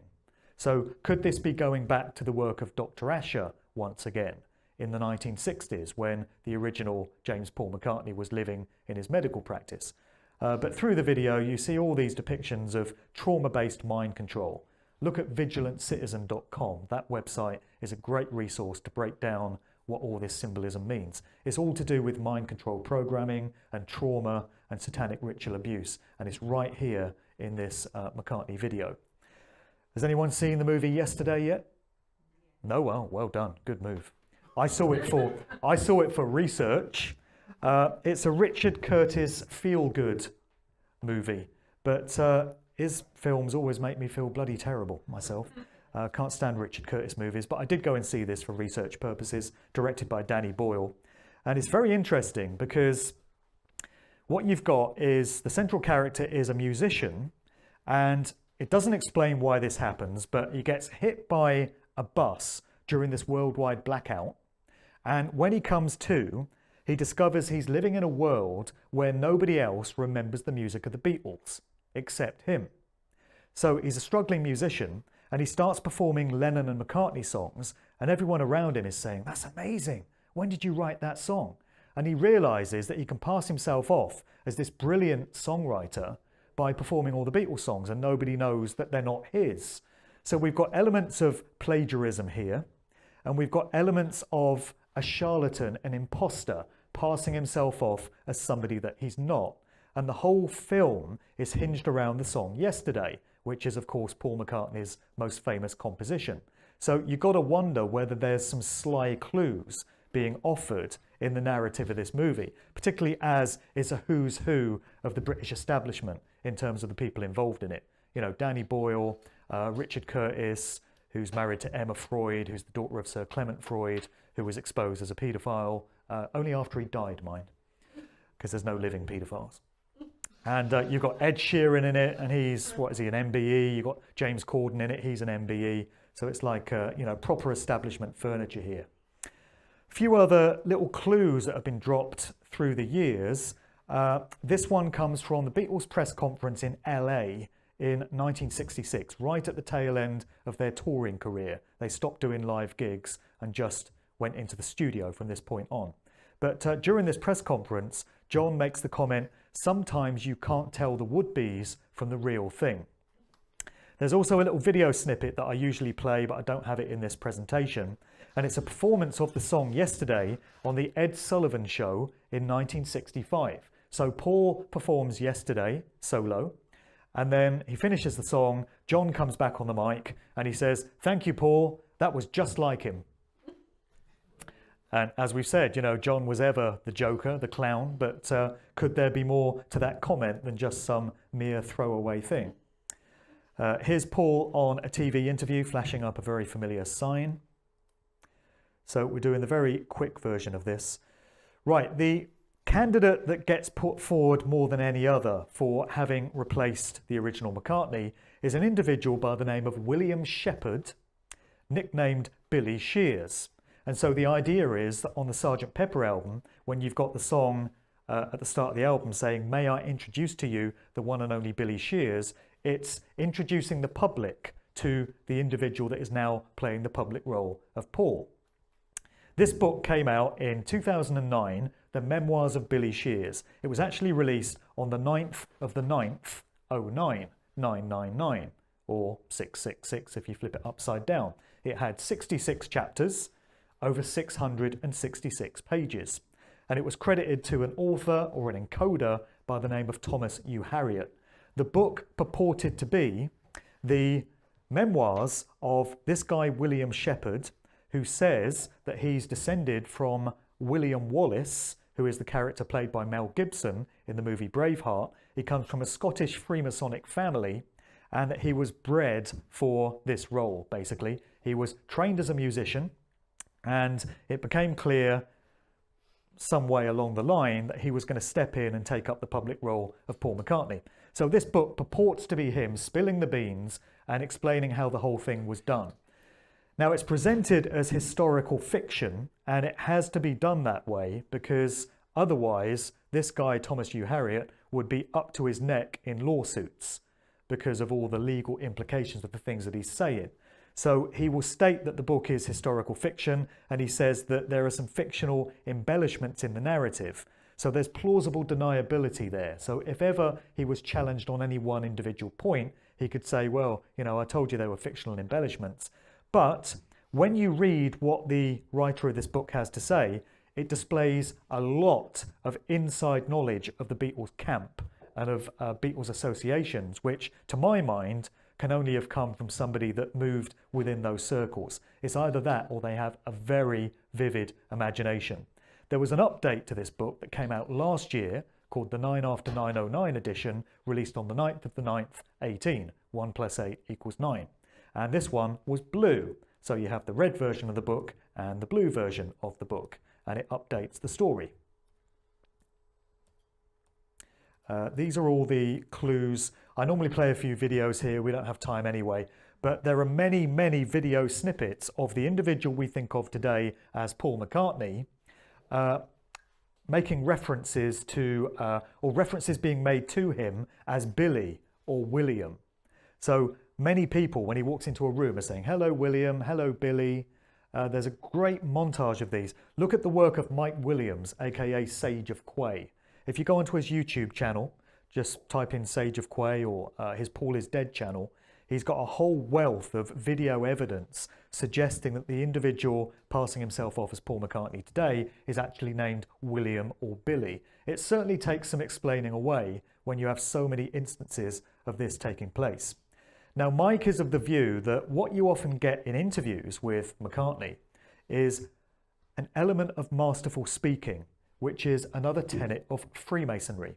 And this is where they say one thing, but if you can read between the lines, they're telling you something else beneath the surface narrative. So again, there's plausible deniability, and if they were ever challenged on it, they would say, well, of course I was saying this.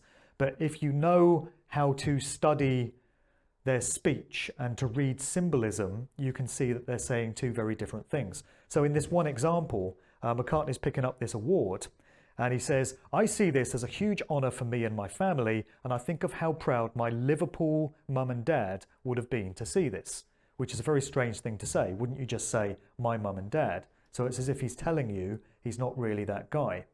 And there's other examples as well, but let's just forward into this section. Many McCartneys. So this is where, if you present any one of these photos in isolation to the average person in the street and you say, "Who is this?" they're going to say, "Well, it's Paul McCartney, of course." But it's not until you place many of them side by side that you see the many discrepancies and anomalies, and you start to wonder whether it can really be the same person. So let's take a look at these. This is a montage that Mike Williams put together of the different McCartneys from over the years. Now, the first one is who we think of as the biological James Paul McCartney. But then when you look at some of the other characters in this motley assortment, you can see quite a few discrepancies. Number 5 looks more like Sylvester Stallone to me. And I've no idea who number 8 is. But to my eyes, what we appear to have here is at least 2 individuals. Probably more. But they are not all the same man. The last time I checked my eyes, they were working okay. The eyebrows, mate. Yeah, the eyebrows is a big clue, because the original McCartney had a very distinctive arched right eyebrow. Yeah, it's the eyebrows, they didn't change. And his dad, it didn't change. All right, okay. And his dad had the eyebrow as well. So here's another selection. The first one is supposed to be the original Paul, and then we have all the different ones. The second one is a photo taken by Astrid Kircher back in the Hamburg days, if I'm not mistaken. Now, they appear to have been playing games with us over the years, because in certain McCartney videos, there are hints at there being more than one Paul. This is the video to the song Wonderful Christmas Time. And at first, you think that you're looking at McCartney and a mirror image of himself. But when you study the noses, you can see that they look very different. And what we appear to have is 2 separate individuals and not a mirror image of the same guy. In the video to his song Coming Up, you've got him playing many different roles. He's always seemed to enjoy dressing up and donning disguises, whether we accept that it's the original Paul or it's different Pauls. He does seem to enjoy dressing up. In the Pipes of Peace video, he played the part of both a British and a German soldier in World War I. And in the Spies Like Us video from 1985, you see him in disguise with a Prince Charles mask, and then he rips off the face mask to reveal that it's McCartney underneath. So he seems to enjoy playing these games. Now, this is one that I put together because I think it really does make the point. The first photo is from September 68 from the video to Hey Jude. Then the second one is from the rooftop concert that was featured in the Let It Be movie of January 69. So it's 4 months later. And that's supposed to be the same guy, right? So first of all, the eyes have changed colour. And also, I would ask whether it's possible to grow a beard in those advanced stages in just 4 months. Those are genuine dates for these photos. People argue with me all day long over this, but to my mind, that has to be 2 different individuals. But you see, what's happened here is this can't be a case of the original Paul having died in 66 and been replaced, because the first one is from 1968. And then in 1969, we appear to have a different one. So what we appear to have is a scenario where there have been at least 2 and possibly more than 2 McCartneys since 1966. Nobody said this was easy. Nobody said this was a simple subject area to study. Now this is frozen. Is that an omen?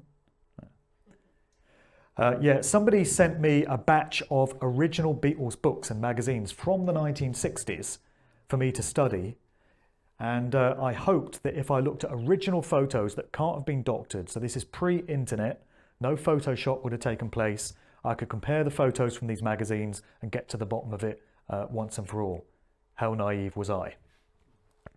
All I found in looking at these magazines is more of the same. I saw what appears to be different individuals going back to the 1960s. I don't think that's the same person myself. Again, people will argue with me all day long, but what we appear to have is different individuals. Can that really be the same man? Accounting for shadows, accounting for aging? I don't see it. Here's a montage that I've put together.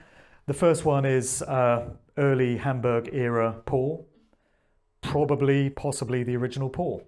But the one on the top right is the individual that most people think of as biological Paul. Most people will say that's the real Paul McCartney. But the problem is that the first picture comes from before that era, and the first picture, to my mind, looks very much like the present day Paul, right? The guy that we have now, that, to my thinking, is a younger version of that guy. So we have an interesting scenario where the second guy on the top, who most people think of as the real Paul, could actually be the replacement. This could be the one that was inserted into the story for a certain period, and everyone got used to him and thought, oh, that's the real Paul, but actually he wasn't. And then he went away again after a while. You know, it's a total mindfuck. Here's Paul back to back with Ringo. There's some height discrepancies going on there again. They are, of course, several decades apart. Ringo seems to have shrunk in recent years, which doesn't make things easy. This is one of the Beatles magazine excerpts from the 1960s, and it's the biographies of the four, and it gives their heights. And the heights of John, Paul and George are all listed as 5'11", according to this article. They're all the same height, and Ringo is shorter at 5'8". And yet we don't see that in photographs. There's one theory that what we've been looking at all these years is twins, fraternal twins, that Paul was one of twins, and we were never told. And what we've had all these years is one or the other of the twins stepping into the public role. So there's a researcher by the name of Miles Mathis who's forwarded this theory, and other researchers have picked up on it as well. He states that what we have here is the original twin boys, even though one's taller than the other. Not sure I go for that one. And this theory goes that Mike McGear, it's his stage name, Mike McCartney, said to be Paul's brother, is an actor, because he looks nothing like him. After all, most people can agree on this. So according to Mathis and others, Mike McGear was hired as an actor to throw people off the scent, that what we're really looking at is twins. But then the other theory that we have to consider is that the real Paul has always been around and never actually went anywhere. And that for whatever reason, the conspiracy theory that Paul died in a car crash in 1966 was a fabrication, or it was symbolic and ritualistic in some way. It was designed to achieve some sort of mind-controlling agenda. But the original Paul's always been around. According to the researcher who sent me these pictures, what we're looking at is the same Paul decades apart. So this person claims it's the same guy. So, you know, the original guy never went away, according to this theory. Different decades, same guy. And here, on two chat shows, decades apart, he's adopting the same kind of posture. And then, as I just mentioned, the idea that the real Paul, the one that we think of as the real Paul, may be the actual imposter. This guy seems to be one that appeared for a certain period, but has not been there the whole time. He cropped up in 1966 in the series of press interviews that the Beatles were doing. Don't know who this one is. LSD era. So I usually do a show of hands when I do this talk, and I ask if anyone can accept that this can possibly be two photographs of the same guy. Is there anyone here that accepts this can possibly be the same guy?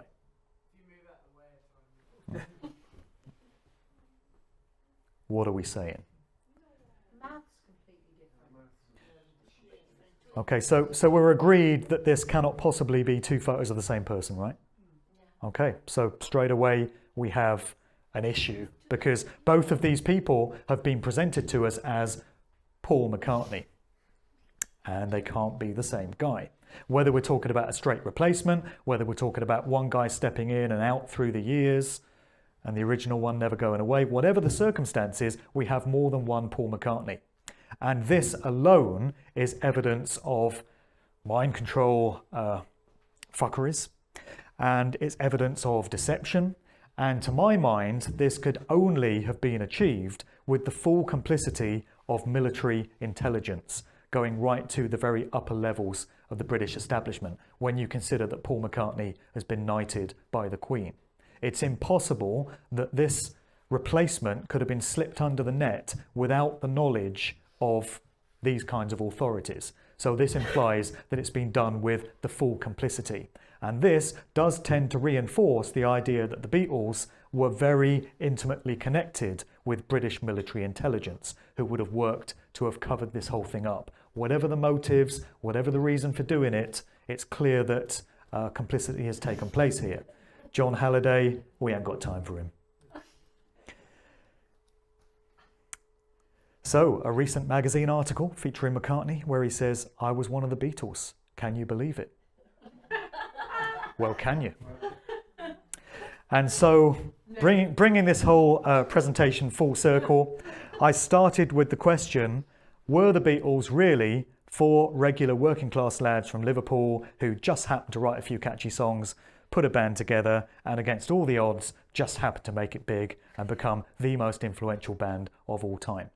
I hope that tonight's presentation has answered that question in your minds, and I hope that you'll take away these thoughts with you.